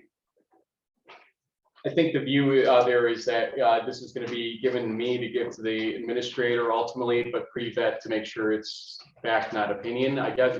So Ray, at the end of the day, I'm going to abstain from voting on this probably because to me, Yeah, I just didn't understand why it was I only the mayor. Because he's the only one giving access to the Yeah, administrator. he's the administrator. He's, supervising the person who will administer this, so that. And in what way could he hinder that? Well, this is actually suggested by Bernadette, and we all agree with it. Yeah, I no, can I'm. explain. No, that's right. I'm So glad you brought it up. we did I'm looking for collaborate an through explanation. email on this. This, reading this, I saw some things and Frank had noticed some things with like checks and balances of like government. And because we had thought to use the administrator to handle this so that we're not, public, in my opinion, getting 50 billion emails coming from different places. Really, so thought Jen could do this position, do this job, and that there would be a process where you request a form. Anything I do in the assembly where there's public communication to the public and we have to go through the majority, the who's in charge of our entire assembly, there's forms, and it was just a way to create some sort of consistent process. And so Frank could just sign off that this thing was requested. Jen, please do the work. And so, and just to provide some, part of the concern, it's not really my concern, but, I assume the board would like to make sure that, viewpoints, so long as they're factual, don't get censored. So that was my addition. So does that clarify? Yeah, Just to add to that, the trustees don't supervise the staff, so it's tricky if we start asking Jen to do things. Yeah. So it's more sort of appropriate to go through the person who supervises Jen, which is the mayor. all right, yeah. And I appreciate getting an answer, which is unusual. Yeah, I like that. Chief Crow. This is based on, when you come up here, as you walk up, please do identify which motion you are raising. Kevin Crowe, Independence Drive, Ballston Spa, letter B. Thank you. Just a little insight on the fundraiser that's being brought to your attention tonight. It's for a past firefighter from the Ballston Fire Department who attracted the cancer about 4 years ago, can no longer do service anymore to the community and the residents of the village. He has done a hell of a job by raising his daughter and granddaughter, as well as fighting his battle. So I would appreciate anybody, all the village residents to turn out to show their appreciation for this firefighter who put a lot of time and effort in for you. He's over at Kevin's place today, and his chowder can't be beat as his awards show, but he's done a lot of service for our community as well. So appreciate him for that. Anyone else?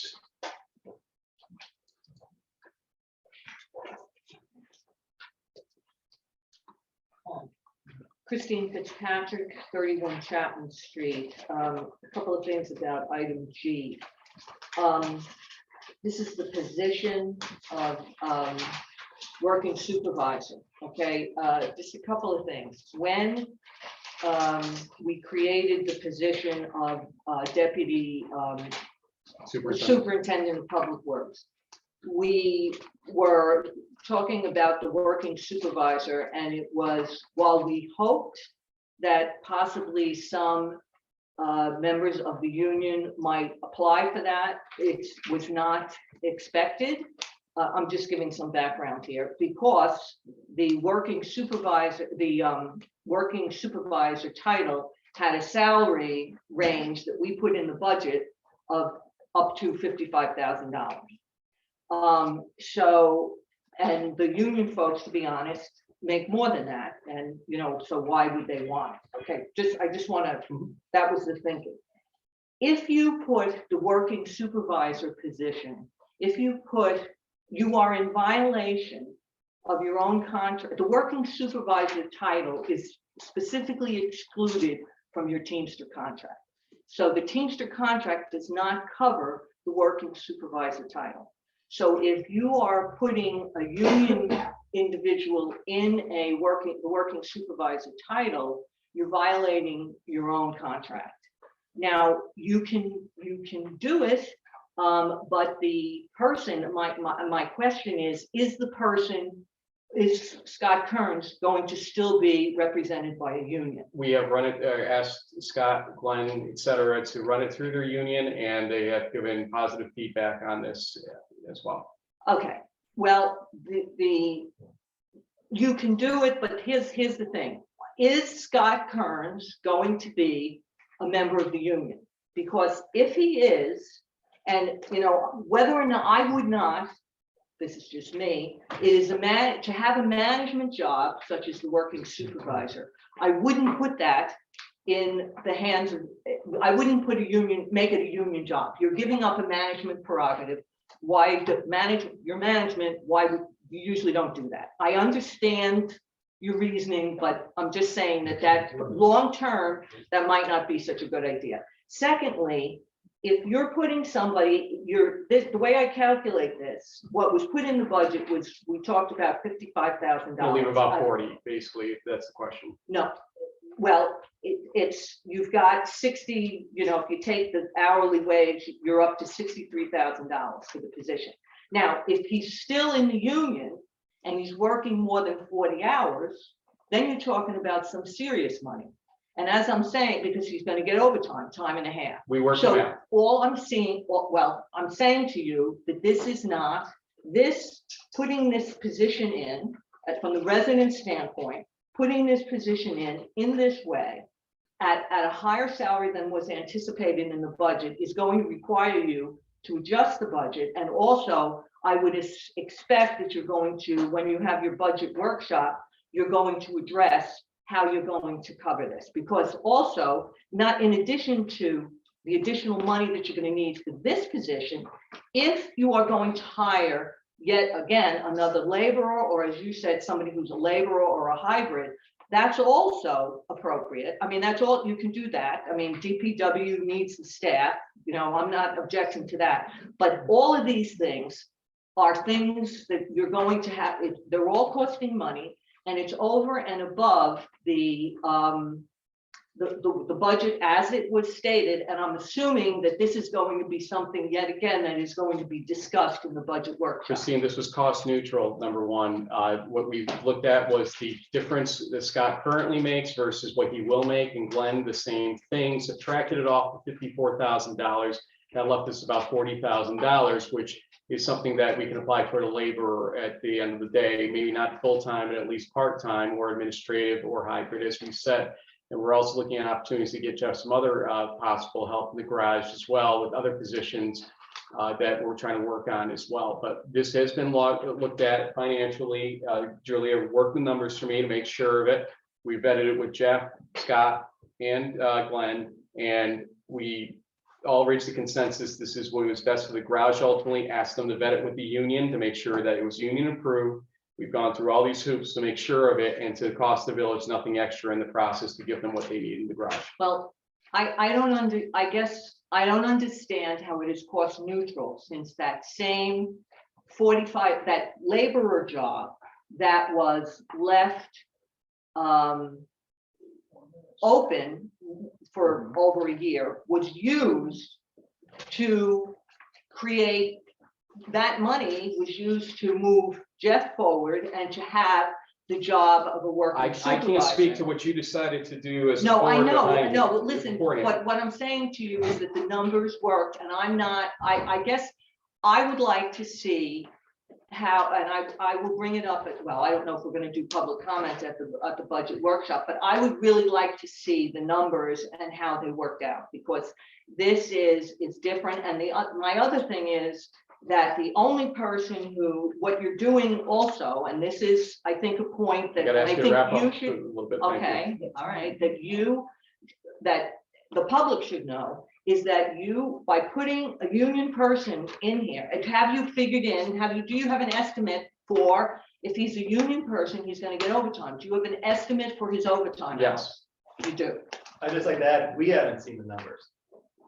We haven't seen the numbers, so I'm gonna move to table this based on what she's bringing up, because we have not seen these numbers. So that's what, when we get there, that'll be something that I make a motion. So hold on. Okay, first off, Sean actually sat in a meeting with me and Jeff and asked questions of Jeff and Scott, I think was there as well that day, and asked if this was what was thought to be best for the garage in the first place. Is that not correct? Yeah, and Jeff was there and he seemed optimistic. There is a 6-month probational period. And I would add that Jeff is the sole person who makes the decision whether or not it's working out or not. Did you see the numbers? I haven't seen the specific numbers. I'm trusting Julia that yes, she's worked the numbers out, that it will work. And yes, we might have another labor, enough for another labor. I am concerned about overtime.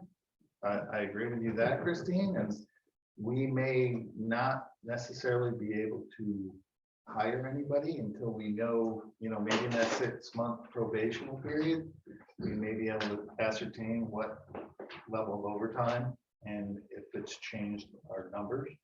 But So we can look at history, 5 years of history. Yeah, but Well, no, we no, base you those can't, numbers on because- overtime history. because Just understand. Jeff, you can't, because Jeff was a salaried management person.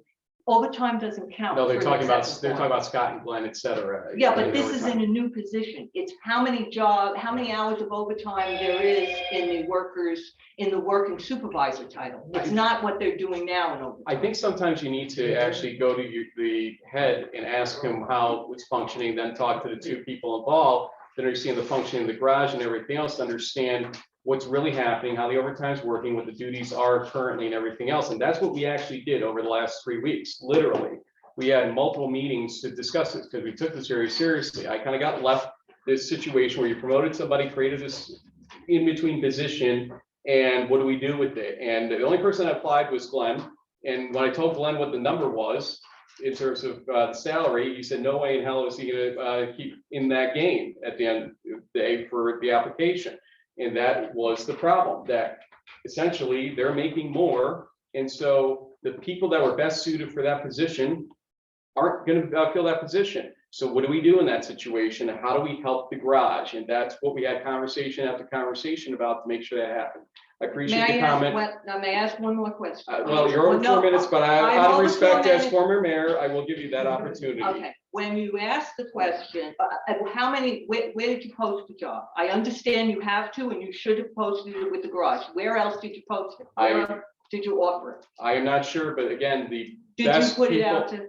the best people for the position ultimately were gonna be the garage people. And also then, when we saw nobody from there apply for it, we asked ourselves, what is best for the garage? And that was the deduction.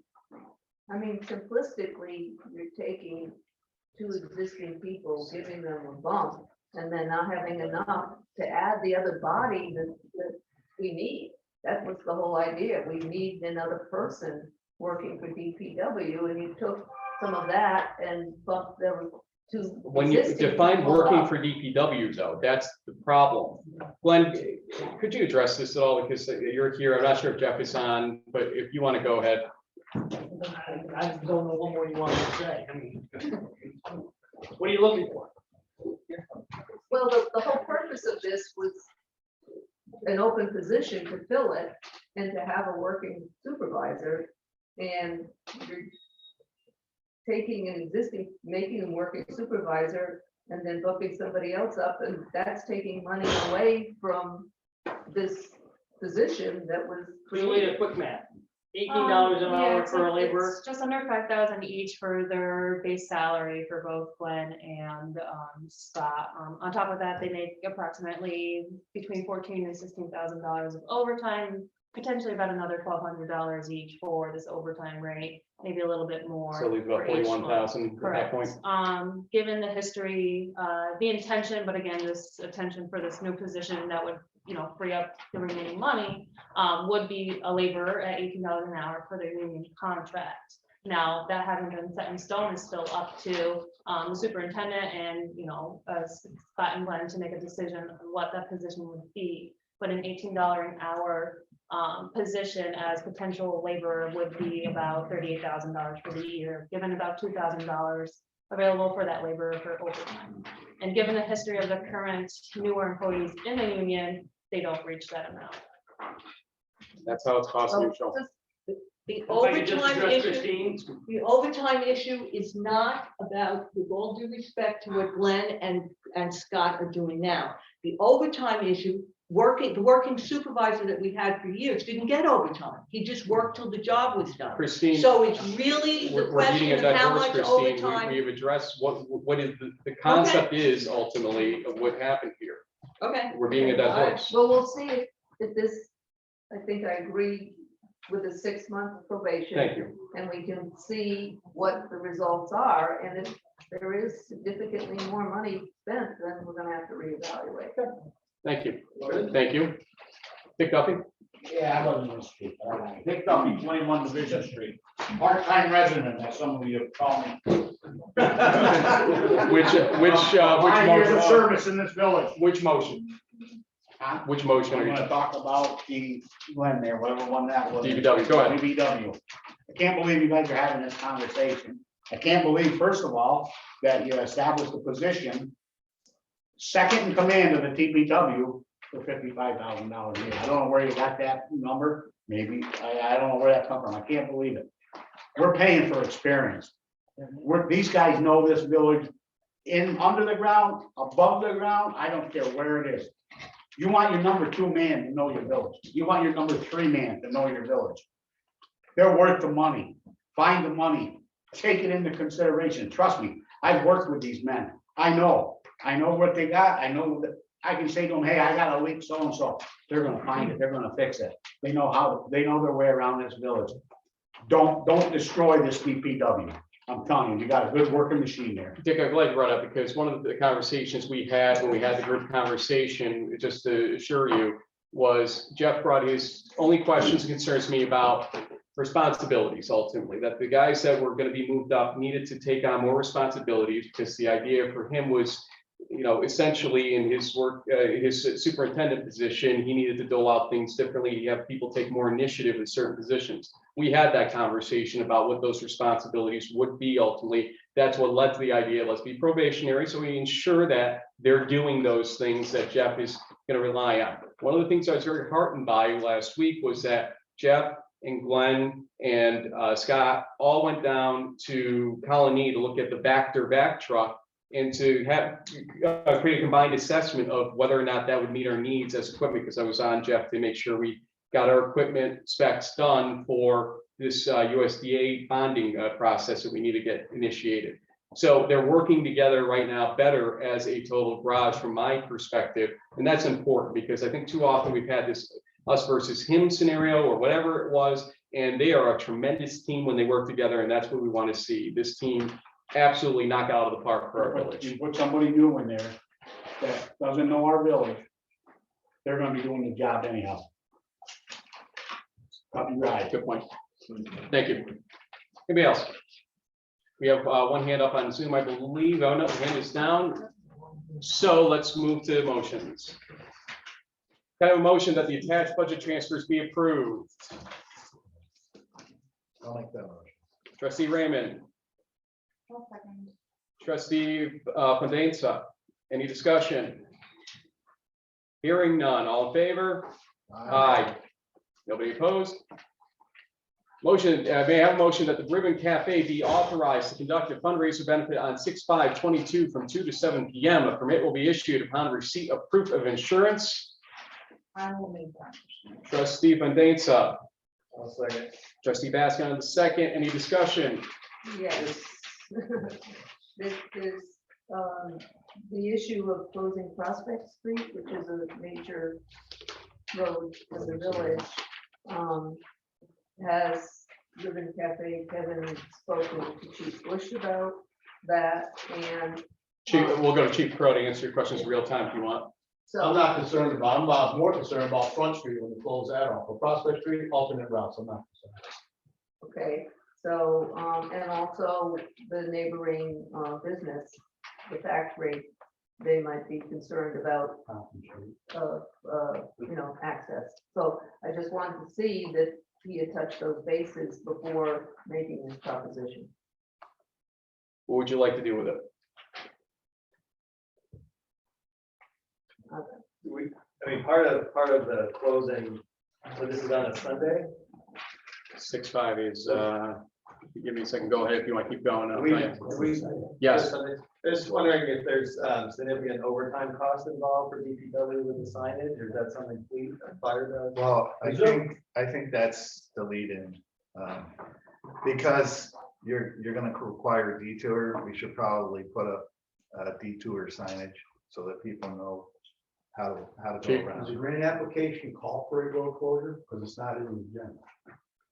So we're having a conversation about something that may not even happen. Isn't it a description of the attachment? I mean, there's a Yeah, huge but parking lot there's there. The advanced notation with the diagram saying he's gonna close Prospect Street. Okay. So, I think it's a wonderful event. It's just, has he, touched all the bases? When you want to close Front Street or any street, you really need to make sure that you notify the village agencies or departments that need to be. Bernadette, would you accept an amendment to the motion suggesting that no road closures will be performed unless and until they are approved by the chief of police and the fire chief? And if necessary, further motion would be necessary if there are issues with that. Are we concerned about DPW overtime or is that standard? No, I'm getting a head shake no from DPW directly in the back there. Fire department will take care of it. We'll move the signs. Okay, all right.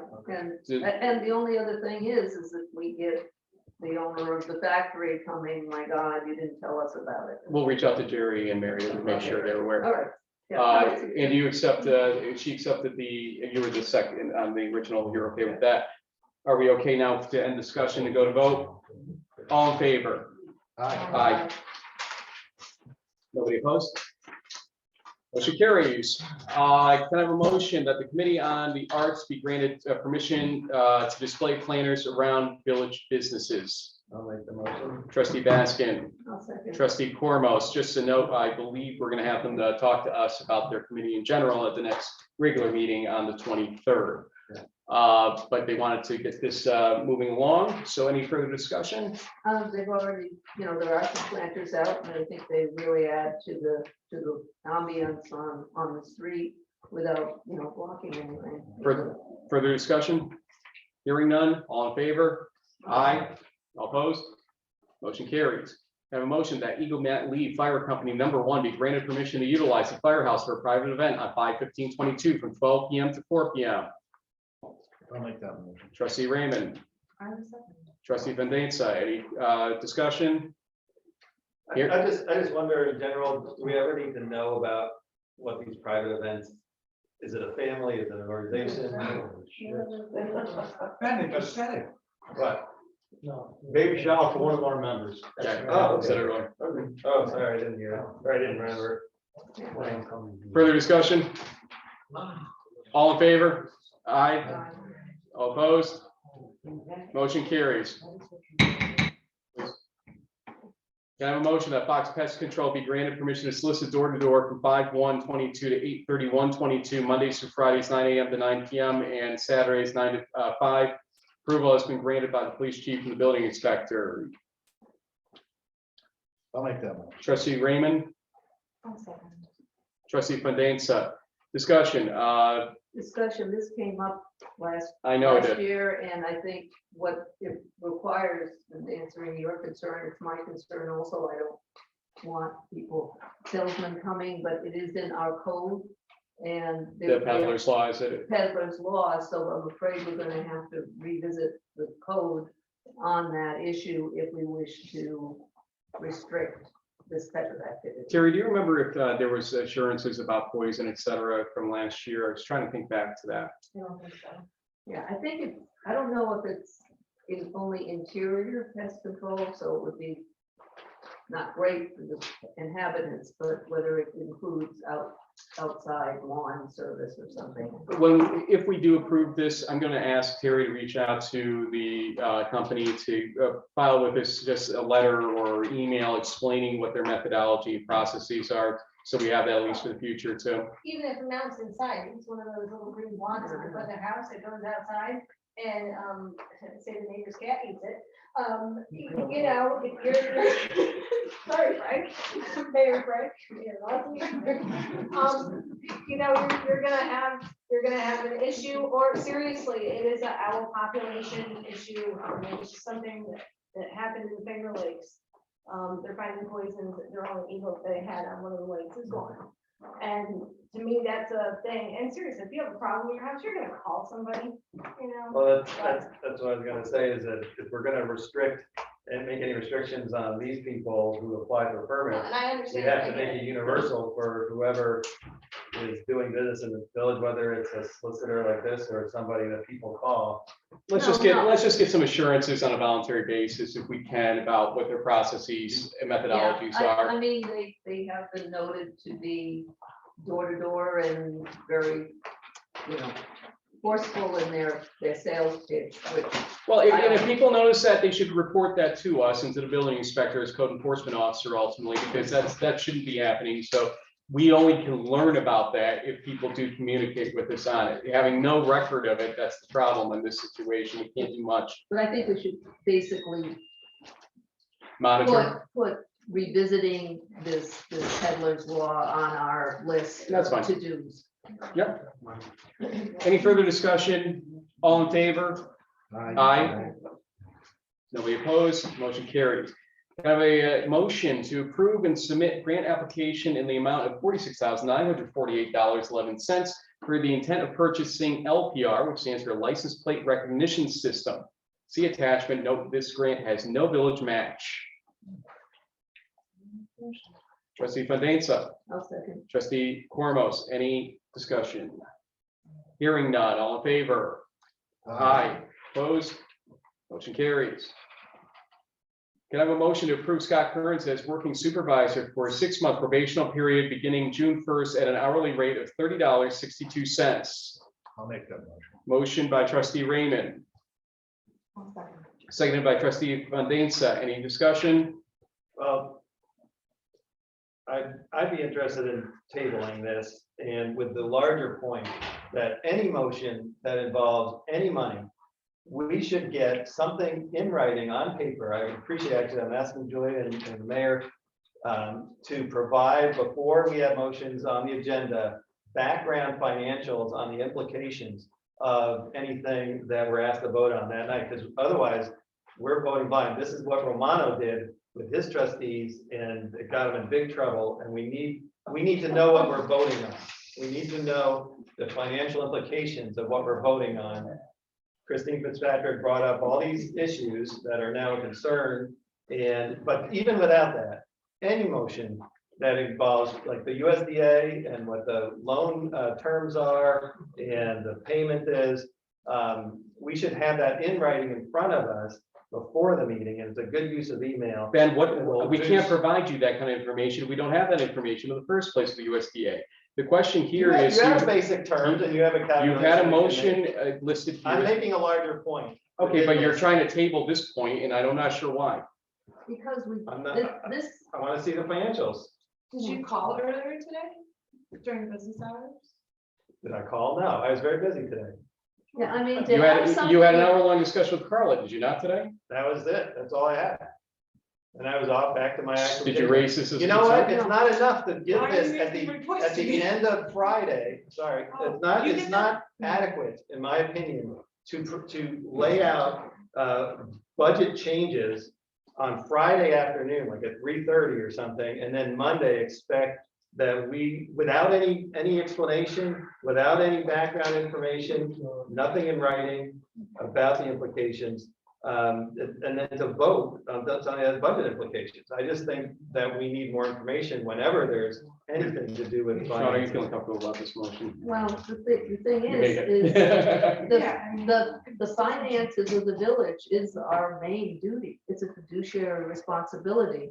And therefore, we should have the background of any motion that has financial implications. I don't disagree, and I think moving forward, we should definitely have this, and that's why I go back to the collaborative email in between. We send this out with the financials.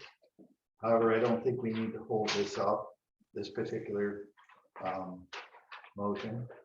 I think it's been vetted enough. I trust Julia's math, for lack of a better term. So I think I'm comfortable with this. Further discussion? The only reason I'm comfortable with it is that there's a 6-month, so we can see what the financial implications are. But I agree with Ben, we need to see background on any financial motion sooner than the Friday before, because people have jobs. I still work, he works, you works, people have lives on the weekend. You guys email, I don't know. No, yes, we do.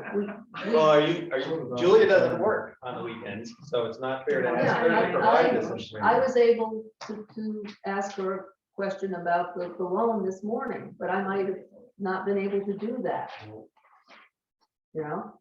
And I'd just like to clarify that the 6-month probation period, obviously, it always involved personnel and their performance, but also really the point that we're making is it's probationary about the whole setup and the finances of it. And regardless of the personnel, it's not really about them that I'm concerned about. It's the financial piece 6 months later. And to look at that. Duly noted. Further discussion? Voice vote, please. Trustee Cormos, Yes. trustee Baskin, Yes. trustee Raymond, Yes. trustee Van. Fun dates. Yeah. Mayor Roth. Yes. You have a motion to approve Glenn Bowers as crew leader for a 6-month probational period beginning June 1st at an hourly rate of $29.25. I will make that motion. Trustee Raymond, I will second. trustee Van any discussion? Please, God, no. I think we're good. Thank you. All in favor? Aye. Nobody opposed. Motion carries. We have changed the word excess on this one, so bear with me. We discussed this with Carla earlier. Can I have a motion to deem library community room chairs as surplus property? Yeah. May I have that motion? I'll make that motion. Trustee Cormos, I'll second. trustee Baskin, any discussion? Assume the library was insulted. Yes. Yeah, and I'd like to note, look at the chairs we got. Yes. Thank you to, what was the library? Glenn's Falls, I think. Yeah, but it's South Bend Falls. Carla, you told me what the name was. Crandall. Crandall. Yeah, thank you. All in favor? Aye. Opposed? Motion carries. Motion, may I have a motion to approve submission of a USDA loan application not to exceed $1.5 million for the purchase of 6 pieces of equipment. No application pending, specifications and pricing on DPW equipment to be completed by 5/13/2022. So does this have to be reworded a pre-application? No, it's an application for a loan. I thought it was, what did we talk about before with a Well, pre-application? Carla? just want to make sure that this is not the last time we see this. This is not the last time you're going to see this. This is allowing him to apply for the loan, but until you have a bond authorization resolution, you cannot actually move forward with accepting any loan. This is just an application. We don't have to rewrite pre-application on this. There's no such thing here. It's a loan application. No, I think the confusion, Mayor Rossi, I think the confusion was it was described earlier as a pre-application, and it was likely a misnomer during that conversation, but it has always been an application. Julia, correct me if I'm wrong. Pre-application is the term that the USDA uses for their Okay. application process, so it might be the same thing, but that's just the terminology they use. Well, if they Okay. use it, should we use it in here? Anyone can leave at any time. Like, Please I'm don't getting a be little, rude. I'm getting a little tired of the moans and groans when we're asking legitimate business of business here. Okay? Thank you. You don't need to represent them, they're adults. I am tired of the moans and groans. Told everybody else in this room. Okay, We're doing folks. business here. So nobody's made the motion yet, so if somebody wants to make the motion and add that word, feel free, but Well, what they, if they use it. if somebody made the motion and put the word in, that's what I'm Okay, suggesting. Go ahead. Let's change. Are you making a motion and I'm then making a motion to There change you go. the word application to pre-application. trustee Cormos, any second? I'll second it. Second, trustee Baskin. Discussion further? All in favor? Aye. Opposed? Motion carries. I have a motion that Boy Scout Troop Number 1 be granted permission to hold a Court of Honors ceremony at the Old Iron Spring Park on 6/5/22 from 6 p.m. to 8 p.m. Group insurance has been submitted. I'll make that one. Trustee Raymond, I'll second it. trustee Baskin, discussion? That, did they make sure it doesn't conflict with the SBPA and all that? Yes. Okay. Further discussion? All in favor? Uh, Aye. Nobody opposed, motion carries.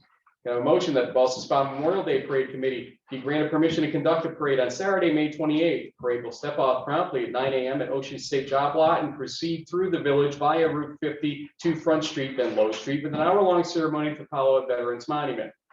I'll make a motion. By trustee Fandesa, Second. trustee Cormos, discussion. All in favor? Aye. It's, Vote. no, sorry. Yeah, it's out of order now. All Just opposed? wondering, do we march in that? I was invited to, I don't know about you. I don't remember being invited. I can't invite, so. Well, I've never seen you- anything. I'm sure the committee that we just gave permission to do this, I'm sure they'll reach out. Yeah. I'm just wondering.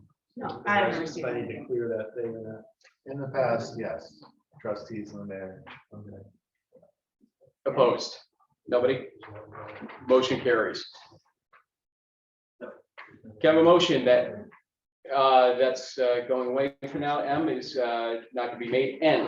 Can I have a motion that two sentences, the rules of, it should be the first two sentences of the rules of procedure shall be replaced by the following.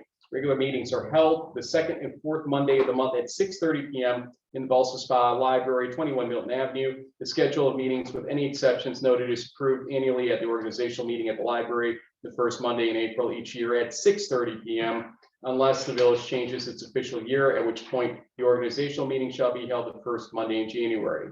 May I have that motion? I will make the motion. By trustee Fandesa. Any second? I will make the second. Discussion. So what's the change? You're changing the meeting from 7 p.m. to 6:30? That's the only change? Yes, I'd like to have a life on Monday nights if I can, and it's not an incentive to make these things last a half hour longer, trust me. Well, the trouble is with people ability to, since these meetings go so long, you'd like to eat before the meeting. And there are people that are working, that are traveling. I'd like to eat after these meetings, to be honest with you. So I think there's this kind of finagle point here where we say, if those want to eat beforehand, please do bring your food if you want to. We have no place to go after these meetings if they run long. That's the problem, even if they run moderately long. I'm not in favor of. I prefer 7. Yeah, this was switched back during the Romano administration to 7 because of that very reason.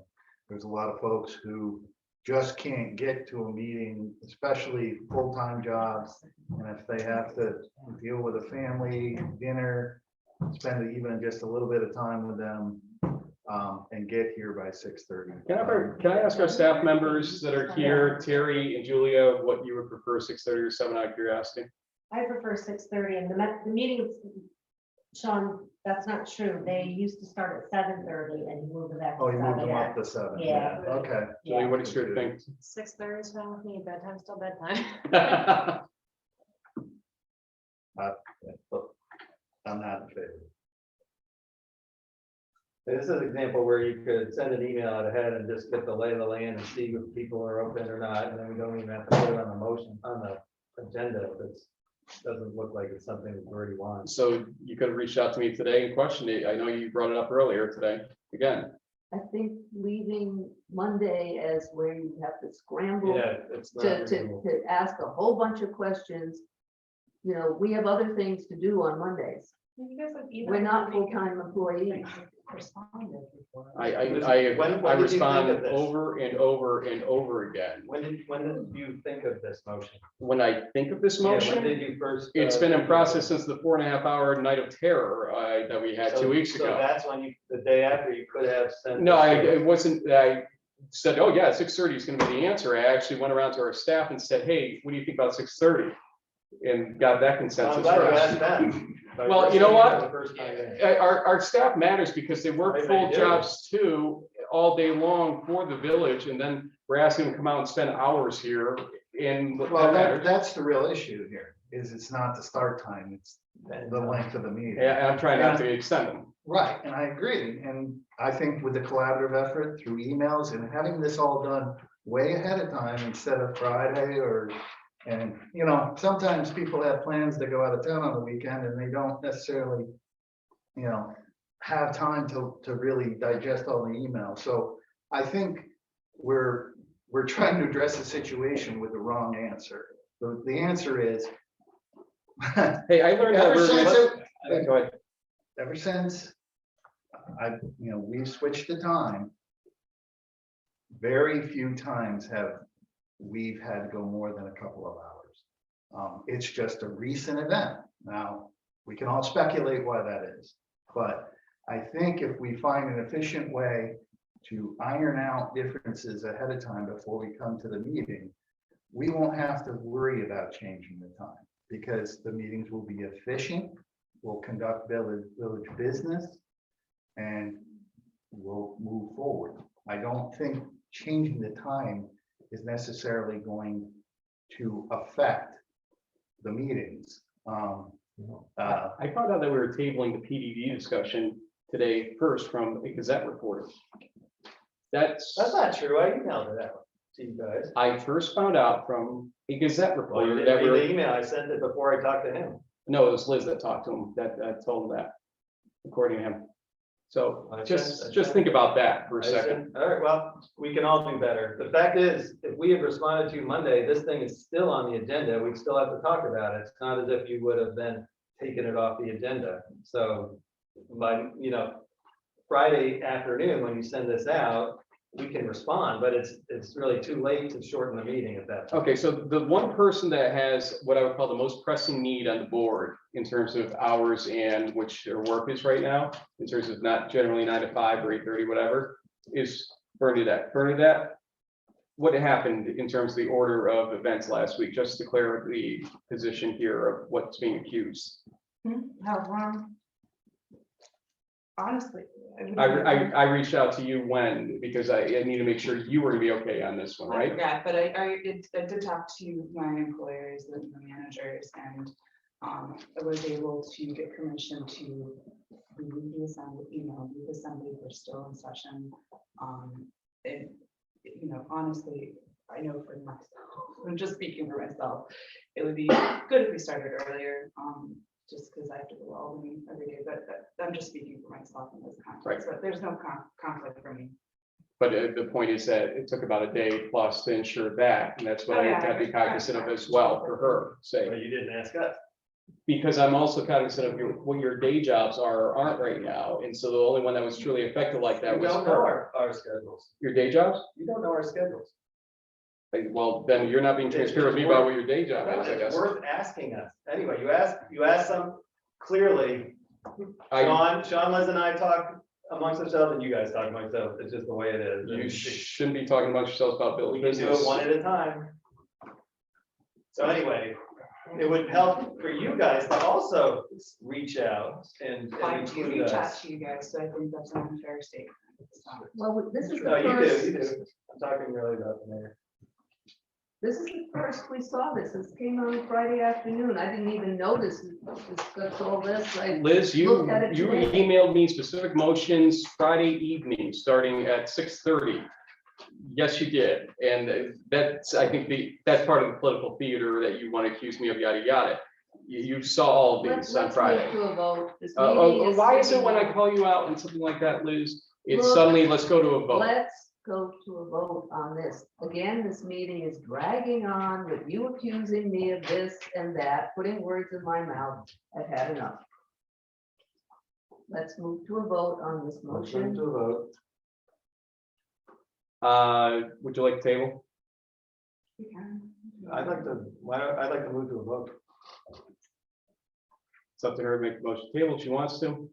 Honestly, if you guys want to be that challenging about it, I mean, sure, go show who we are. That's fine with me.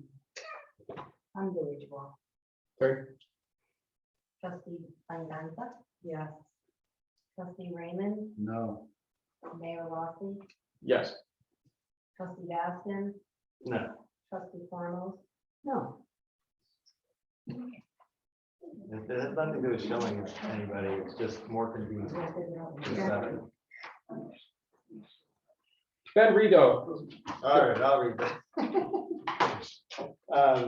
Motion made, seconded by that the following additions and or changes will be made to the rules of procedure. And these are things that are, have either been our standard Just now. read, or just read the haven't. motion All right. because it's a motion. All right, then we'll do this then. Okay. Draft minutes will be emailed to trustees in the time frame allowed by law. Number one. Number two, all written statements read at a board meeting and submitted to the clerk within 10 days of the board meeting will be attached to the minutes as part of the official record of the meeting. The minutes and these statements will be posted together on the village website. And here's a point of clarification that was confused, seemed to be confusing last week or 2 weeks ago. So members of the public can speak at board meetings without submitting written statements. If they choose to submit a written statement to accompany the minutes, they must either read the statement at the board meeting or submit prior to the board meeting and request that it be read at the board meeting, if they are unable to attend. Such statements must include their name and address. Statements submitted after the meeting that were not presented at the meeting will not be included with the minutes of the meeting. Are you making that motion? I'm making that motion. Second, Second. can you explain in layman's terms what two means, please? Yeah, I just, all right, so number one is basically what you're doing now, but in the rules of procedure, it says minutes can either be put in the, I just want to. Yeah, we get that one. Yeah, okay. You said email or mailbox, you want to just Right, email, just got it. okay. Yep. So the second one is basically, I feel or I think that this has been standard practice in the past. Terry, you can tell me if it has or hasn't. I've seen it in the past where, such as the letter you read, you read it into the minutes, and then the document of the minutes includes both Terry's minutes of the board meeting, and then behind that includes any written statements that were read at the meeting. That, If there's a written statement, I don't say anything but the attached because it's all written down. right, that's why, what this motion but is saying. that's why it's Gets important to attached. have it attached, that's all. Because sometimes it's not attached. So I just want to make sure we all agree that it's attached. Because There's it's been things that haven't uneven. been. It's been uneven. Some things have gotten attached. That's all right, if we some all haven't. agree, that's great. Well, we understand, we have a common understanding now moving forward. Because sometimes it was attached, sometimes it wasn't. So I just want to make sure we were on the same page. And Carla, you're okay with all this? It's fine by me. I mean, it's really up to you folks as to what you want to do. I don't know as if it's necessary to have them attached to the minutes online. They'll be in the minute book. But there's no legal preclusion to doing it. Right, well, that's the whole point is the book is not really accessible easily to the public. Right, we want to have something where people from their home can see the statement.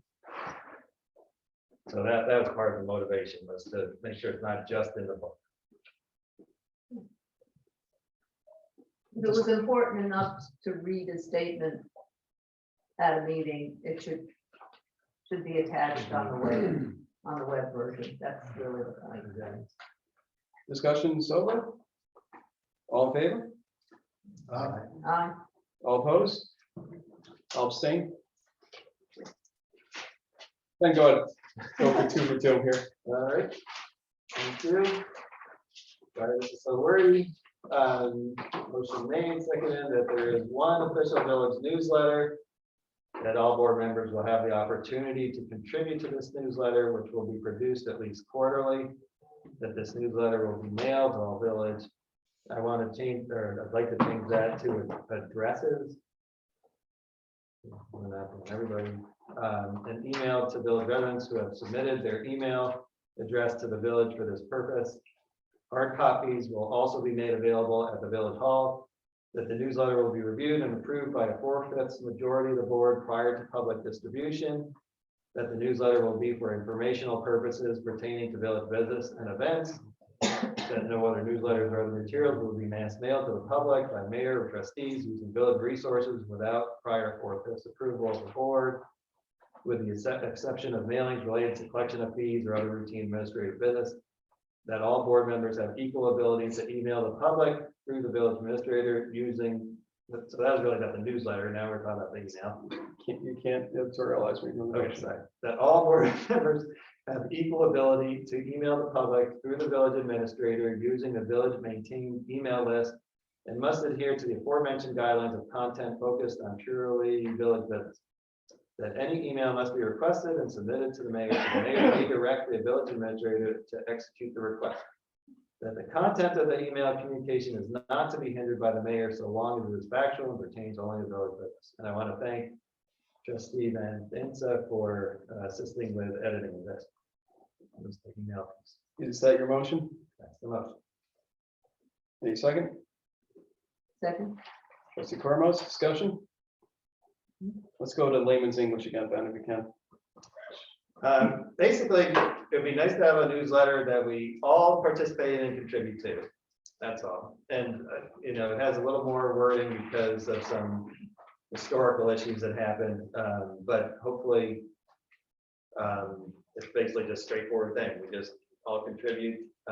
It's not, doesn't spell out like, all right, does one person write it and everyone else and adds in, or we each add a paragraph. We'll figure that out later. But the idea is to have a single newsletter that everybody can participate in, and that is not political. or personal opinion, Right. it's informational. Further discussion? All in favor? I'll abstain. Motion carries. Other business. Hearing none, public comment on all village business, 4-minute limit per speaker. Dick Duffy. Eight up here, but I got it. Picked up in 21 Division Street, Ballston. I'm sure you all know who I mean. I'm very embarrassed to say that you were my village board. The actions here tonight are disgraceful, disrespectful. You guys all talk over each other. You're the head of the table here, Frank. Hit that gavel. Everybody's got a right to speak, but this over talking, amazing. I challenge you people to go home and watch this on YouTube when it comes out.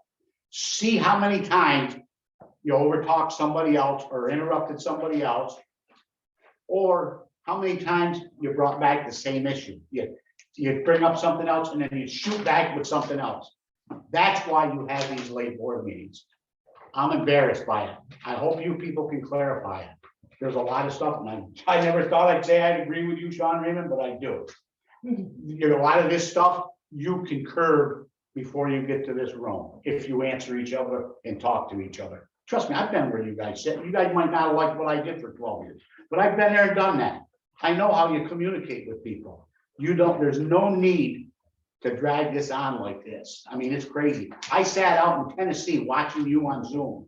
Everybody that was in my camping party went to bed. They thought I was crazy because I was sitting out at the picnic table on my laptop at 11:28 at night. What's wrong with you? They said. I said, well, I care about my village, for one. I'm proud of my village. You guys are not making me proud. I challenge you, watch that. Correct what we got going on here. And I got one other little bone that I thought of way before this. With Zoom, I love it. You got people coming up here so everybody can see. Have your DPW or somebody build you a little podium. Make the people a little more comfortable. These people like Ellie tonight that come up into Brett's End. You can build one cheap. They can put their paper on. Feels a little more than like the kid out of the classroom in trouble, you know? That's all. On that note, Foreman Phillips actually grabbed me the other day and presented the idea that our overall video production needs some work in terms of a little more focus on speakers, et cetera. And so Julie and I and Bob already began discussion on over the next month or so, looking into it with our IT as well, Right. to get a better production value. Because when you look at the YouTube numbers on these meetings, they're pretty high. So clearly there's a desire to watch them via Zoom or YouTube. So we're going to put some effort into that, hopefully, and we'll work forward once we have a plan initiated.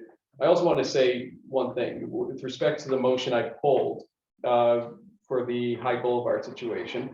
It was based on a 6:30 email from Trustee Cormos that I answered immediately throughout the weekend. She called me on Saturday. We had a good discussion about it. Monday, today, I talked to Alana, talked to Eric Johnson, et cetera, worked on all this stuff. Like I said, tight time frame scenario, but we work all weekend. We do hammer these things out, and when it needs to be pulled, I'm willing to pull it, as you saw. So that's all I can say is that people are reviewing these on Friday, and if they have issues with it, bring them to me. Happy to have the discussion. I don't hide from you. I don't. No, that's something you guys you gotta work it out. I mean, you gotta work together. You're never all gonna agree. There's no doubt about that right now. We all know that. You're not gonna agree. Don't disagree just because you don't like somebody. If it's good for the village, let's make it work, you know, but work together. Amazing what you might accomplish. To add to the AV comment, we did I don't know, a while ago, I suggested we put some permanent kind of equipment up because other groups could then use this room as well. And I think it was deferred for, I don't know, budgetary reasons, but it would be great to have some permanent, like, so you don't need staff like setting it up for every meeting. Or Well, after Paul's discussion this week, I'm a little bit weary about making anything permanent until I see what they're Well, playing with this space You too. can- I mean, a permanent meeting, it's screwed in, but I mean, always, Yeah. but. But No. Liz gets what I mean from that presentation, a little bit of. Right, but I think having a system here where all that somebody needs to bring is a laptop or maybe even their iPhone, they can dial into Zoom and use it, because frankly, I think any board, you know. Arts committee. Well, I think- committees, yes, but definitely boards like zoning and planning should be on Zoom. I so think, that I think a people can watch it. redo of this room is going to come with a redo of the IT generally for the library's purposes. And so we'll have to stay tuned for that. And maybe we contribute as a board toward it beyond any grant to make sure that it's in the right spot for those types That of might meetings. be kind of long term, so. Yeah. Oh, we'll see. We've got to ask the questions ultimately with Yeah. respect to that, I but mean, we'll work on it. I've been in some groups that have really, now they probably spent more money than we did, Yeah. but nice setups that really focus on the speaker. And so you see the speaker, be it, Like I said, we're gonna work on it internally and come up with some plans for you folks to look at. A while ago, Eric Conley, supervisor of town of Ballston, sent some quotes that I think I forwarded you to Usda, Julia, and others, might have been before the youth ring. But it had estimate of how much if we install it, and how much if this company installs it. Eric really liked them. So I'd be open to moving forward, doesn't have to be that company, but installing something before the whole renovation thing, because who knows how long that's gonna take. Again, equipment, even if it's permanent, quote unquote permanent, it just can be unscrewed and removed for renovation. The first thing you gotta do really, Ben, is identify the technology you wanna use first, and then see what you need to do to effectuate the equipment, and then figure out where you put it. and how Right, well, that's what permanent you make it. Eric, that's what I'll share with you. It's an email from I Eric. mean, we've got That sort of stuff. semi-permanent, that could be taken down and Well- put somewhere else. We'll work on that. Anyone else in the room? Okay, John.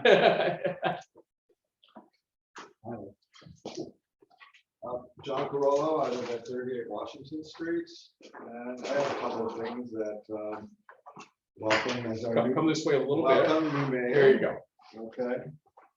And as our opening day mayor, first that we know of, do you have plans for Pride Month in June? I honestly haven't looked past May right now, John. I understand that. May's gonna be a long one with two more meetings, so. Quicker than you know, because I've been on those committees and worked on those plans in New York City and in San Francisco, so. I have a question about lights on flags. Because there's a new one that's on the offices of the fire department in the village hall. It's there after dark. But I think that as patriotic as everyone seems to be, in the jingoistic flavor of its village, there should be a light on it or take it down at sunset. That's respect. So I ask about that. And I'm curious about you did a benefit for Ukraine. During the campaign you're talking about? Yes, so is there any? It was a meet and greet that we donated to, or asked people to donate to Ukraine at the time during the meet and greet. So I'm asking about what the total intake was, or what was the benefit? I think Gina actually managed that aspect of it, if she wants I to. have it written down at home. Okay, I didn't come prepared for a test. that's okay. Pop quiz. And I have one other question, and Sure. that's really for you, because as your legalese, can you explain what it means to extort? What extortion is? take stories to, didn't know this was quiz either, to grab money through basically, yeah, well, coercing, I think is the word, Okay. money. No. Because I'm just curious what your spin on the rumor that people were threatened with rent increases at Mohegan Hills if they didn't vote for you. Oh, now it's my turn to speak. John? That's uncalled for, laughing. I just want it on the record because this is what's going around and I'm curious. Any rumor to that effect is untrue, from what I understand. I don't get directly involved in Mohegan Hill issues except when asked as attorney for over there, so. Okay. I do not manage the Mohegan Hill apartments, so I don't know that to be any sort of truth, and I would even go as far as saying that sounds ludicrous to me. If it were, If it were, yeah, well, then what would your response be? go to the Attorney General. Okay. Thank you. Have a good night. Oh, no, stay. Sure. Gina Rosie. Manager of Mohegan Hill Apartments, okay? Let me tell you something right now. You can ask. To any the of board, my- to the board. You can, he can Okay, I ask got that, any thank of you. my, yes. Okay? You're playing a very dangerous game. Oh, yeah. Yes, you are. It's called slander. It's called defamation. And it's on public record right here. Okay, so you As intended. and your friend who made those accusations all during the election better knock it off. You better knock it off. I'm the manager. No one has ever been threatened. I welcome you to ask anybody over there. I am offended and I'm sick and tired of the game.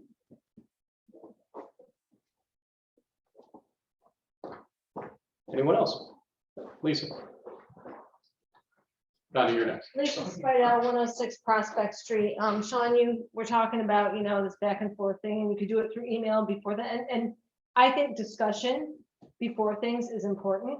I don't know if email is always the best way. I think our voices, people's voices, anybody who's talking to each other, how you inflect your voice out there, is helpful in where you stand. That doesn't come through in an email, and emails can get convoluted and messed up. And yes, Fridays, those agendas come out. I start looking for it on Thursday myself. I know when I come here on Monday as a resident and taxpayer that these things are going to be on there. I better look into it, see what I want to comment on without having any information at all.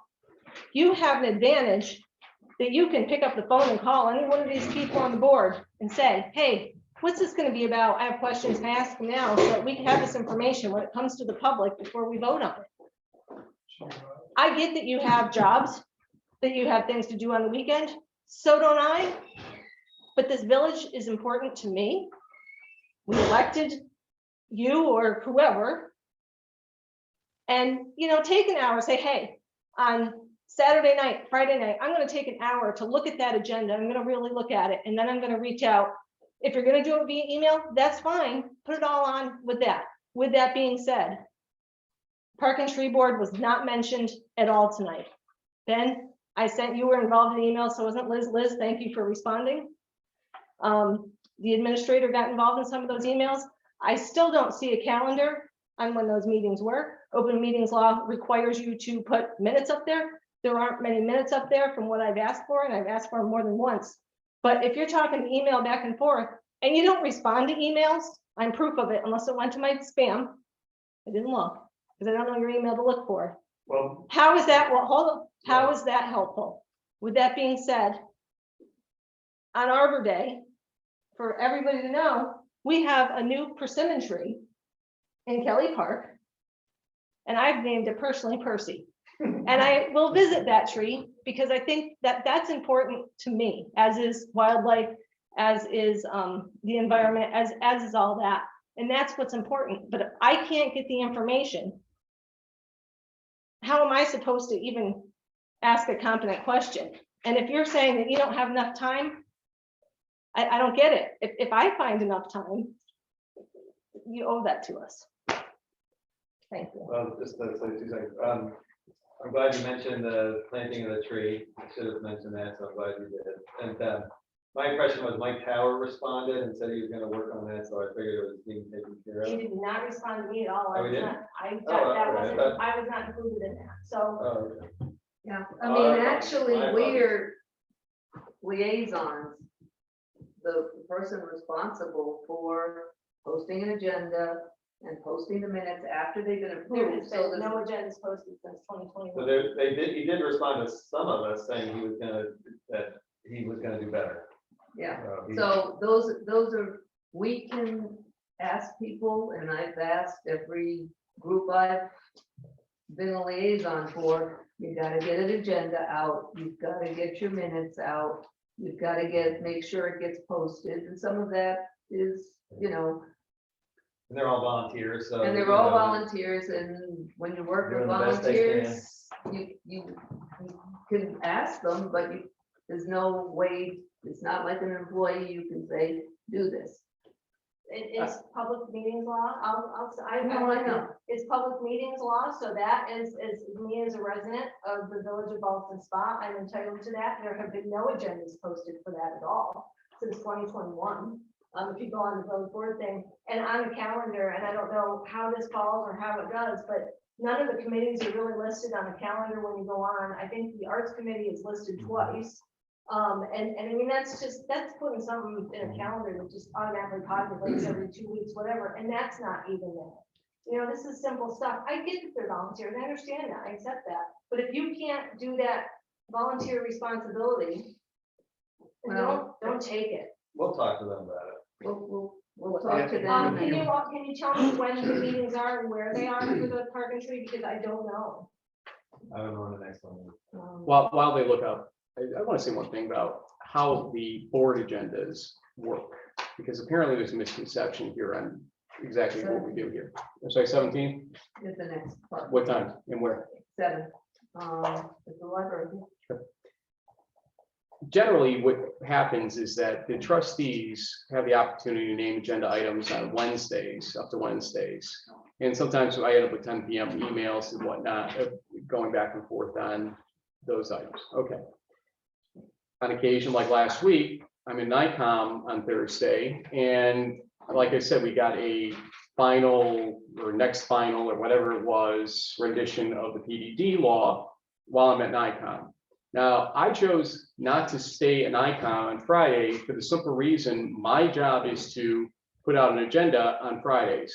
And so I would have loved to have stayed up at NICOM for the extra day for a couple of seminars that we're holding up there. And I didn't, because at the end of the day, it falls on my shoulders to produce this agenda. These agendas, I don't know if you've noticed, are somewhat unwieldy. A through P. And some of them are mundane, we approved this event, approved that event. And then some of them are, holy cow, epic. And then I'm told, well, you got to put this motion on, but it's had 18 different emails go through. And I'm like, what's the motion, folks? I don't know what the motion is. To the point that Carly even asked on Friday around noontime, can I at least get a draft version of the agenda? And I was like, as soon as I'm done now reassembling this thing based on the back and forth. So for folks that want to sit here and throw stones, I literally am giving up my entire Friday on meeting weekend to get this thing out, make sure all the documents are attached, etc. It's a team effort, and some of the team here ain't helping in that respect with some of the back and forth, or it's thinking that it's a great motion, then realizing with us, it needs fixing left, right, and center to get it into some kind of shape like P. That needed to go back, forth, and around a few times on Friday before we actually had a motion put on paper.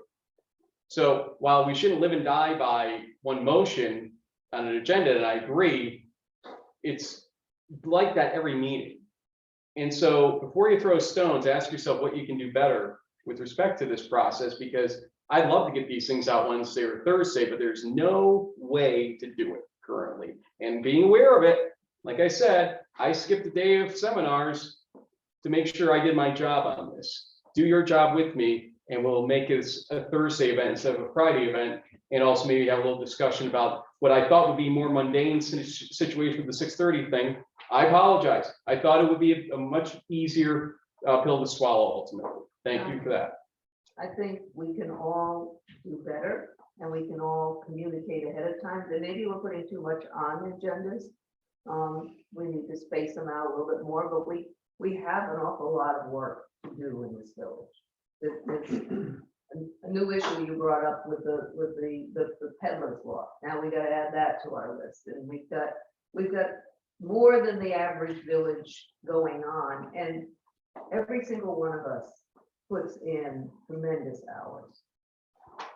Carla's gonna hold up a sign that says, I quit in a second now, if we keep adding to her list of things to do. Yeah. So I noticed that you guys keep saying we. I just don't know about that. and our support. Donna? Okay. Donna Dardaris, 64 Middle Street. I've got two things and I promise I'll be brief.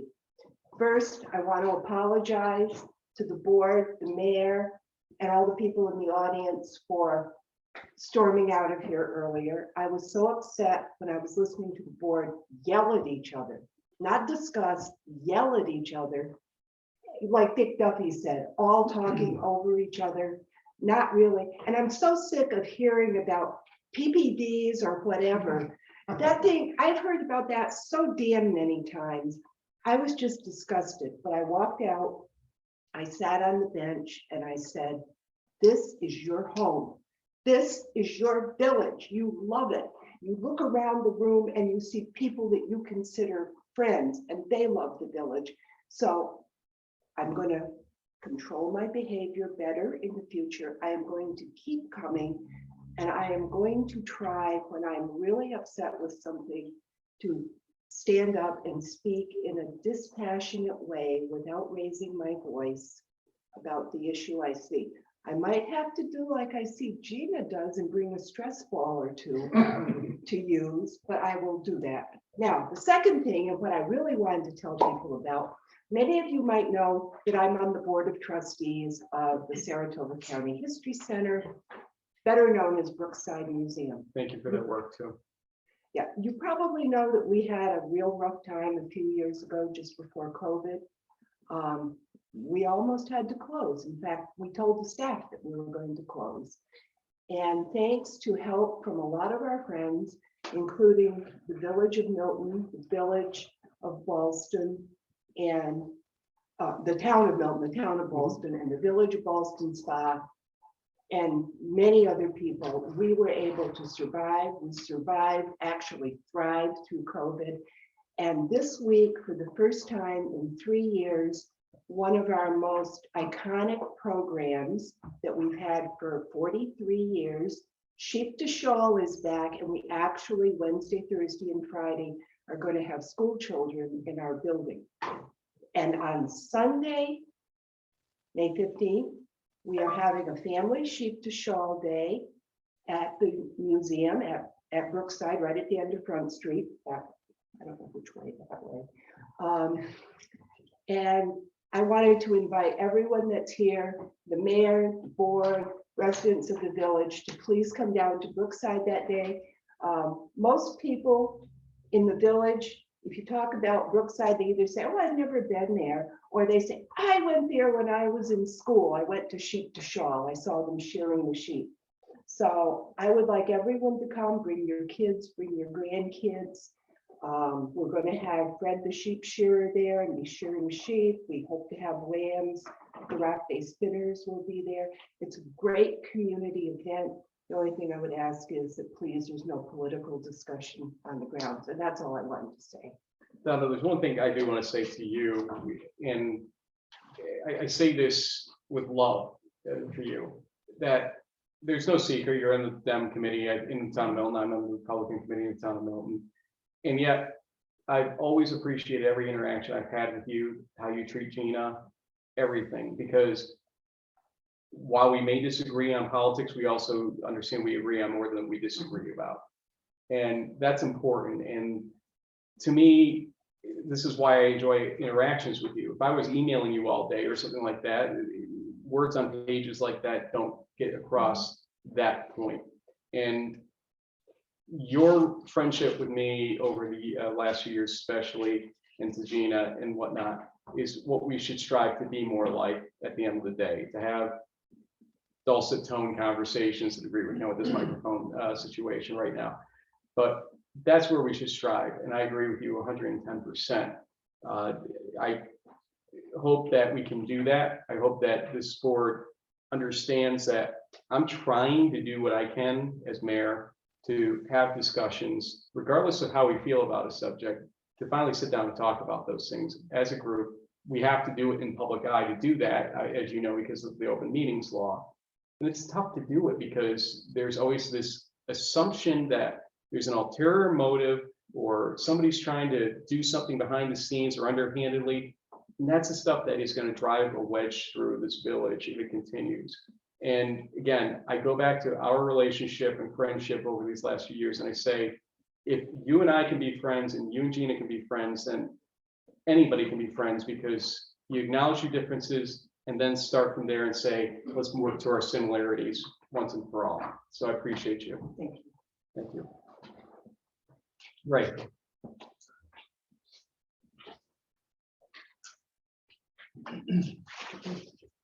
So, yeah. 40-year resident of 16 Middlebrook Avenue, Ballston Spa. Three things I want to talk about. I hear a lot of talk about Hyde Boulevard tonight. I want to talk about my street. What's your street? What's your street? Middlebrook Avenue. Yes. Right next to the firehouse, where all these crazy firemen that don't do anything, they're just worthless. A whole bunch of them. I love you. They know it. I'm serious though about Middlebrook. I've been talking about this for a couple of years now. I know you guys have heard me before. I almost got nailed again going up Middlebrook towards South Street. There should not be any parking from where that parking lot is for the dance studio or gymnastics place or whatever it is. There shouldn't be any parking from there to the corner. It's dangerous. Somebody is going to get hurt. Okay. That's my plea for my street. Ford Street, between Bath Street and Thompson Street. That needs to be a one-way going towards Thompson Street, coming off of that. It needs to. The other day, there were 4 cars parked there. Thank goodness we didn't have to get an ambulance down there, because they would have barely fit. We need to look at that. I don't know where the forum is for that you ask for those kind of things other than here, but it really needs to be looked at. Okay, again, that's something I brought up a number of years ago. It needs to be looked at now. Parking on Front Street, we talked a lot about it. We talked about, having restaurants take up a parking spot. Those are prime parking spots. We can't have them do that. The other thing is, there's 2 handicap parking spots in downtown Ballston Spa.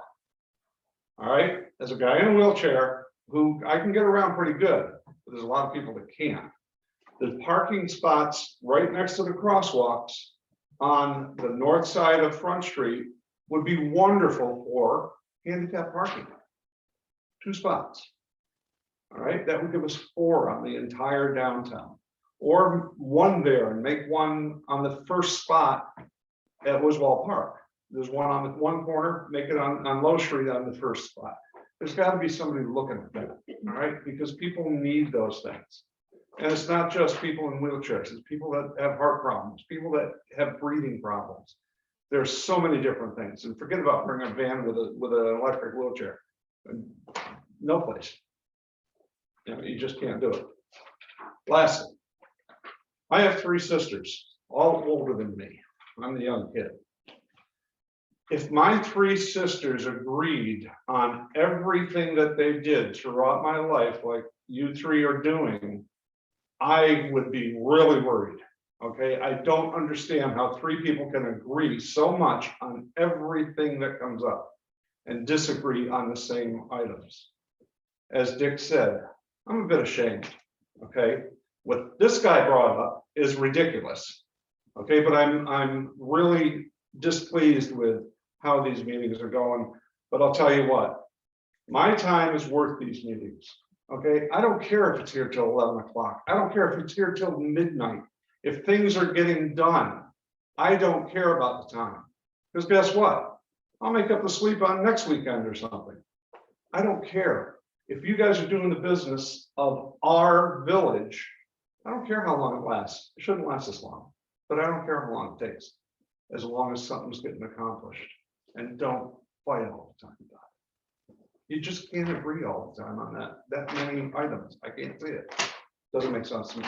Thank you. I do want to say on Liz, when we were talking about redundancy of the High Boulevard situation, she brought up the South Street situation and north section. My concern is ultimately we do a lot of studies, but we don't do the work ultimately after the studies to make changes. And that's what I want to make sure we do on Hyde, because it was such an emphasis point. But by all means, there are other roads that we do need to conquer here. Well, I can give you a 40-year study for Middlebrook Avenue. Yeah. I I can suggested give you when that. this came up, if the money is supposed to be for transportation, there are other parts that haven't been studied as much as Hyde. And could use a traffic study. I don't need a study. I can fix it with one sign, no parking from here to Oh, no, corner. not the. That's parking all that's issue, needed. But like the problems on West Street, because they have the West same, Street. on West. Because they have the same Oh, problem with okay. speeding Oh, yeah. and with trucks cutting through there. So I thought if we wanted to do a traffic study, we did a traffic measurement at Columbia. Columbia is where things slow down, and therefore we didn't catch any speeders. Well, on my end of the street, it's wide open all the way down through the soccer field. and- Columbia Street, put a stop sign either way. And I brought up today, That's Liz. simple. You don't need a study for that. As Bernadette as my witness, I'm sure. with Bernadette as my Nothing witness is today, simple.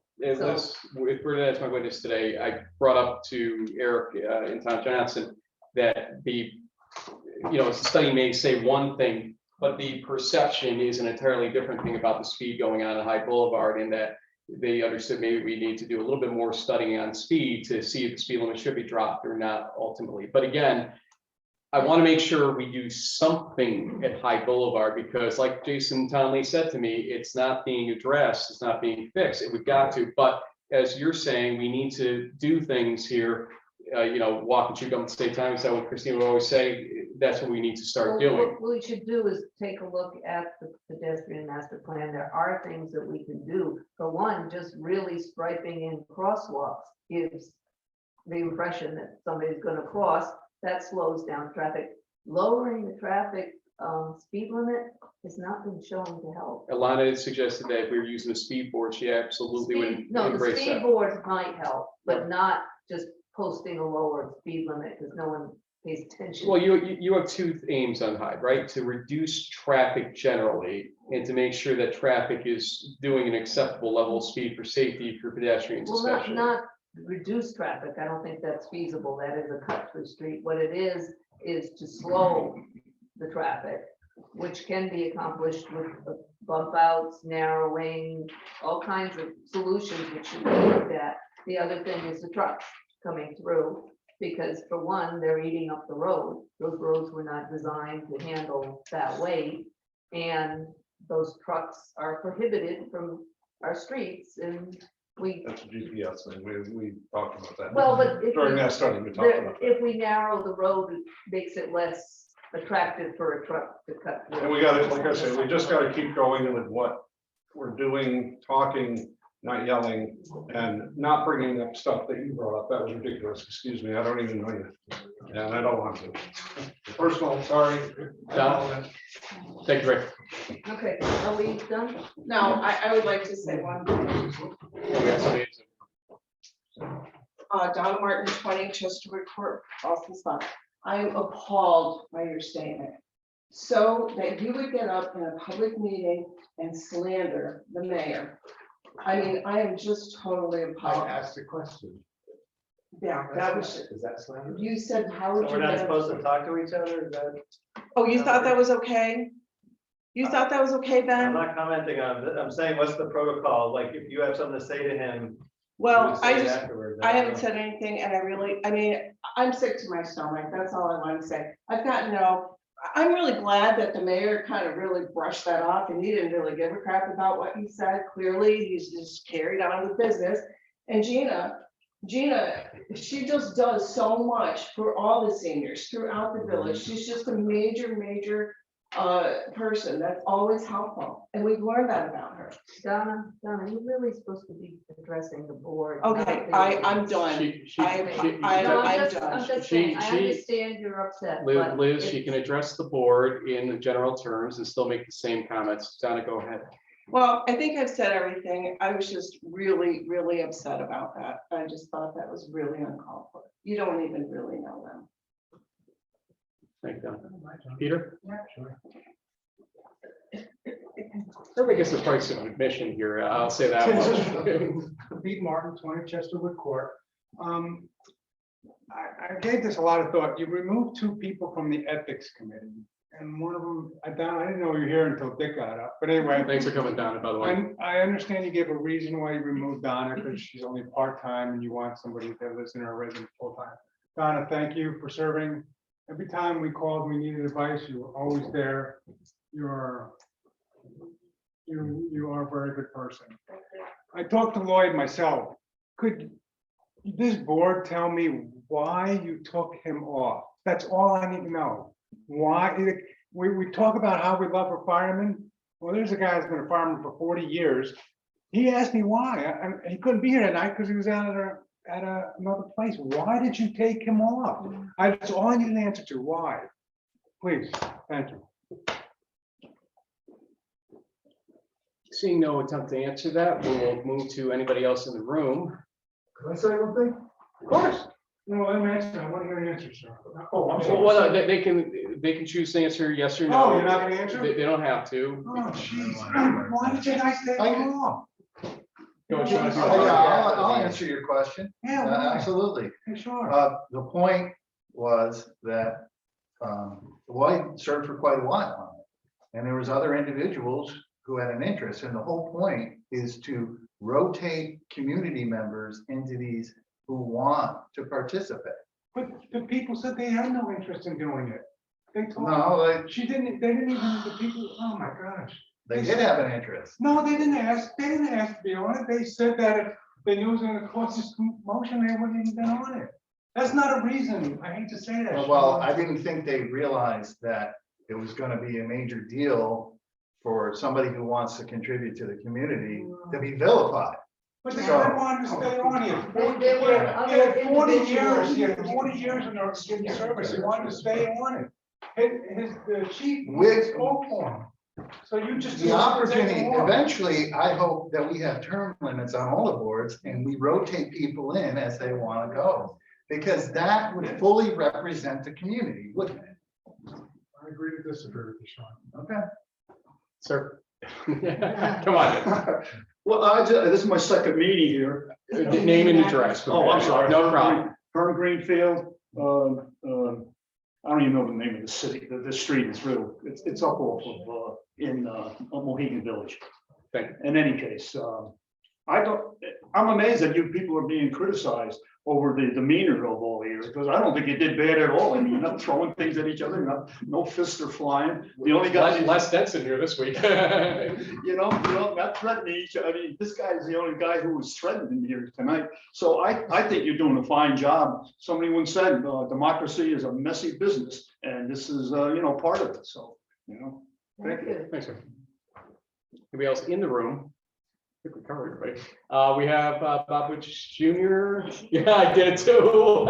Just keep I going. don't feel so bad. Bob, go ahead. Bob Bush Jr. I said it right this time. Yes, you did. 71 Church Ave. I was going to say congratulations. We had a meeting before 10 o'clock, but that kind of got shouted out. So it's congratulations. It might end before 10:30. From your lips to God's ears.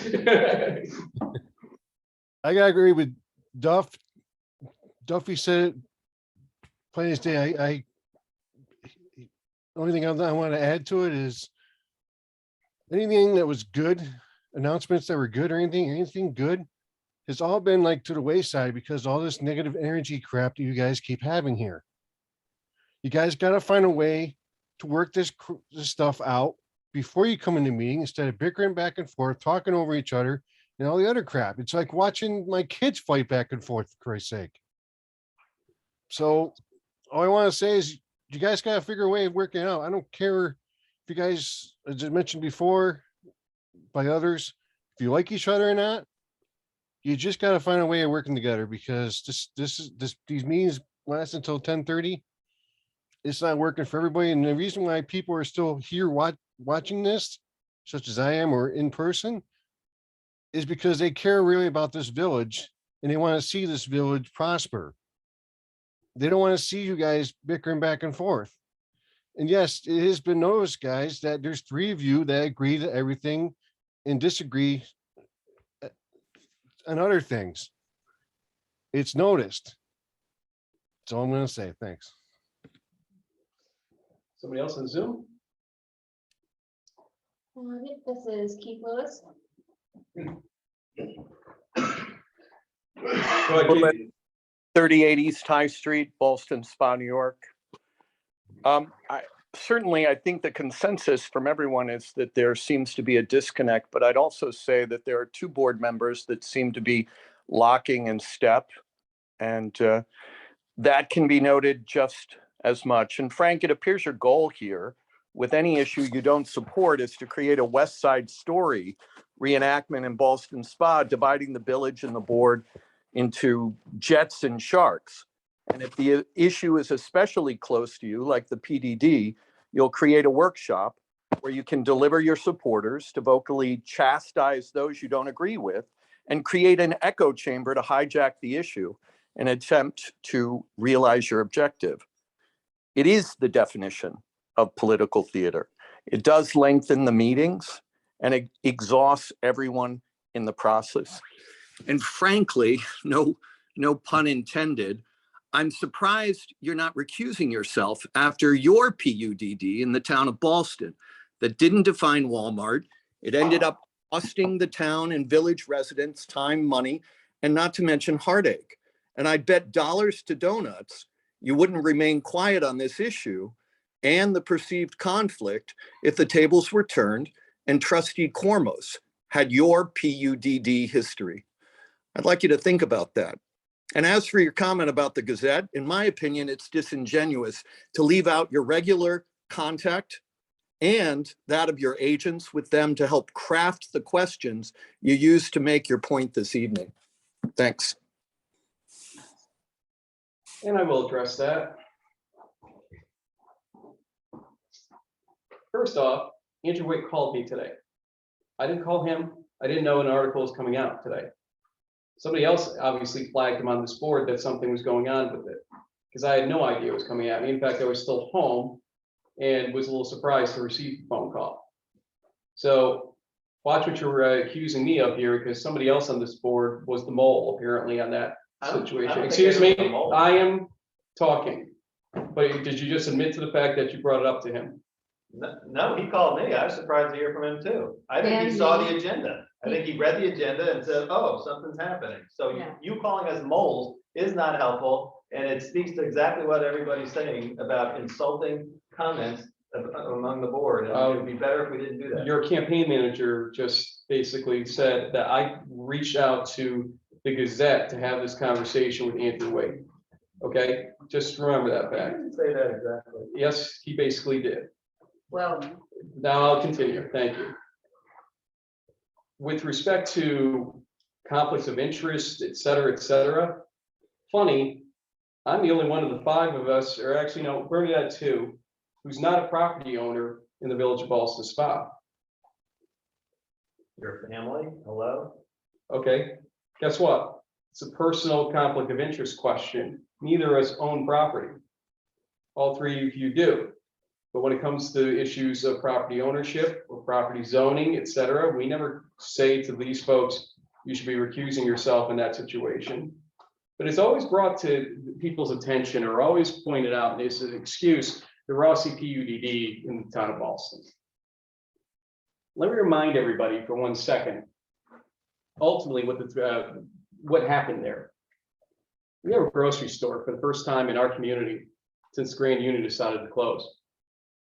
It may not have been the prettiest situation, but because there was a PUDD and because the Walmart situation proved that we were open for business in the town of Ballston, Hannaford showed up They weren't showing up 4 years earlier. So every time you sit there and throw these rocks at me, my family, or anybody else, do you realize how short-sighted you are? Do you realize what you do to this community and what you take away from it ultimately? Because other businesses would possibly like to co-locate in that area, but they won't because of the things you say and do. So let me say this stuff. Businesses listen and businesses hear what we do and say in these various acts. Do you think that it helps Jim Bedoin hear that there's a PDD on the way that's going to be extremely limiting ultimately because of the design standards that are in it? Whether or not you agree with that, Ben, that's the reality that any developer is hearing and believes, because if they read it, they see it. They hear these things, they see these things. And so my knowledge of what happens in these situations is real. And when I go to a Jim Bedoin and say, talk to me about what happened and what your feelings are, it is with sincerity to help this village. 110%. When I take a ride with Spencer Tacey to see his properties and hear his ideas for those properties and understand Spencer is so invested in this village and making it better. That's me trying to understand what's going to make this village work. When I go to the Elliott's new place for the new brew pub, pizzeria, and meet the entire family, RJ, Randy, Kelly, and just sort of understand their investment in this village and how invested truly they are, not just with money, but time and love for the village. It helps me understand why we need to fight for certain things in this position. So if you view that as an echo chamber, you are damn wrong. I've done everything I can in the last 5 weeks on this job to talk to every person I can, be it a business owner, somebody in a business, people walking in the street, whatever, to find out what is on their mind. Coffee with the mayor isn't me putting myself in an echo chamber. It's inviting anybody that has a problem with me or something in this village, come on up, let's talk about it. I challenge each and every one of you to do the same. You will learn so much about the people in this village. Whenever somebody says to me, I want to talk to you about something after a meeting, I stay. I respond the next day. My barber, the girlfriend of one of the barbers came out today. She's like, I got a bone to pick with you. There's a garbage can missing over there. I immediately text Jeff and say, hey, can we get one over there? Find out we had a vandalism issue ultimately, but we're resolving it. Little things like that you may feel exist and don't mean anything, but you know what? It means something to the people of this village. So for anybody, Keith or anybody else in this room that wants to throw stones at my dedication or my love for this village because I'm somehow self-interested, I'm making $8,000 a year on this job. 8,000. I'm working 45 hours a week, and I'm proud to represent this village of Ballston Spa and the people in it. So self-interest, give me a break. Anybody else? I look forward to talking about your PDD at the next meeting as part of our motion to inform the debate. I'm not even sure what that means. And we'll talk about it in 2 weeks. And everything you described, I personally have been talking. People reach out to me all the time on issues. I put in 20 to 30 hours a week on village business. Willingly. All those grants, all that, that was a tremendous amount of work. So you're not the only one, Frank. Did I say I was? But You you saw talk as me if that- you do. You talk as if you're the only one and you've only been on the job 5 weeks. And I'm going to be on the job for another 1.5 years, Liz, and I'm going to work with that same energy every one of those weeks. Every one I'm of them. glad. So follow my lead.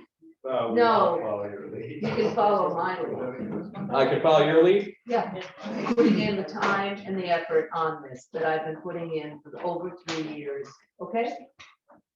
Let's adjourn. Some of us It's would like time to to spend adjourn. time with our families too. Well, is public comment over? Yeah. Well, it's actually time for board comments, questions and concerns. Go ahead. Oh, Yeah, I I'm do good, know. I just want to make sure. For following the order of the meeting here. Sean, thank you for working with me on the DPW question earlier. I actually do appreciate that and want to single you out for that. I don't think the tandem point was fully fair to you, especially in light of that. And I will also point out that I think with respect to the budget situation last week, Bernadette voted yes, I voted no. So we are not always in tandem, or 2 weeks ago, excuse me. So And I should point out that for the DPW, Liz and I probably would have voted to table it. Sean was okay with that. I think I And just we said went with that. I just said that. That was what I was giving him applause for in that And respect. I'm pointing out that we're not voting all as a block. I think. And now, can I have a motion to? Yes. Hold on, the motion that the vouchers number 22-00422 to 22-02107 be audited and the meeting be adjourned at 10:30 PM. Yes. I'll make that motion. I'll give it to Baskin, I'll give you the second. All right, Raymond. second. All in favor? Any discussion, any discussion, no discussion, all in favor? Aye. It sounded good. That's short.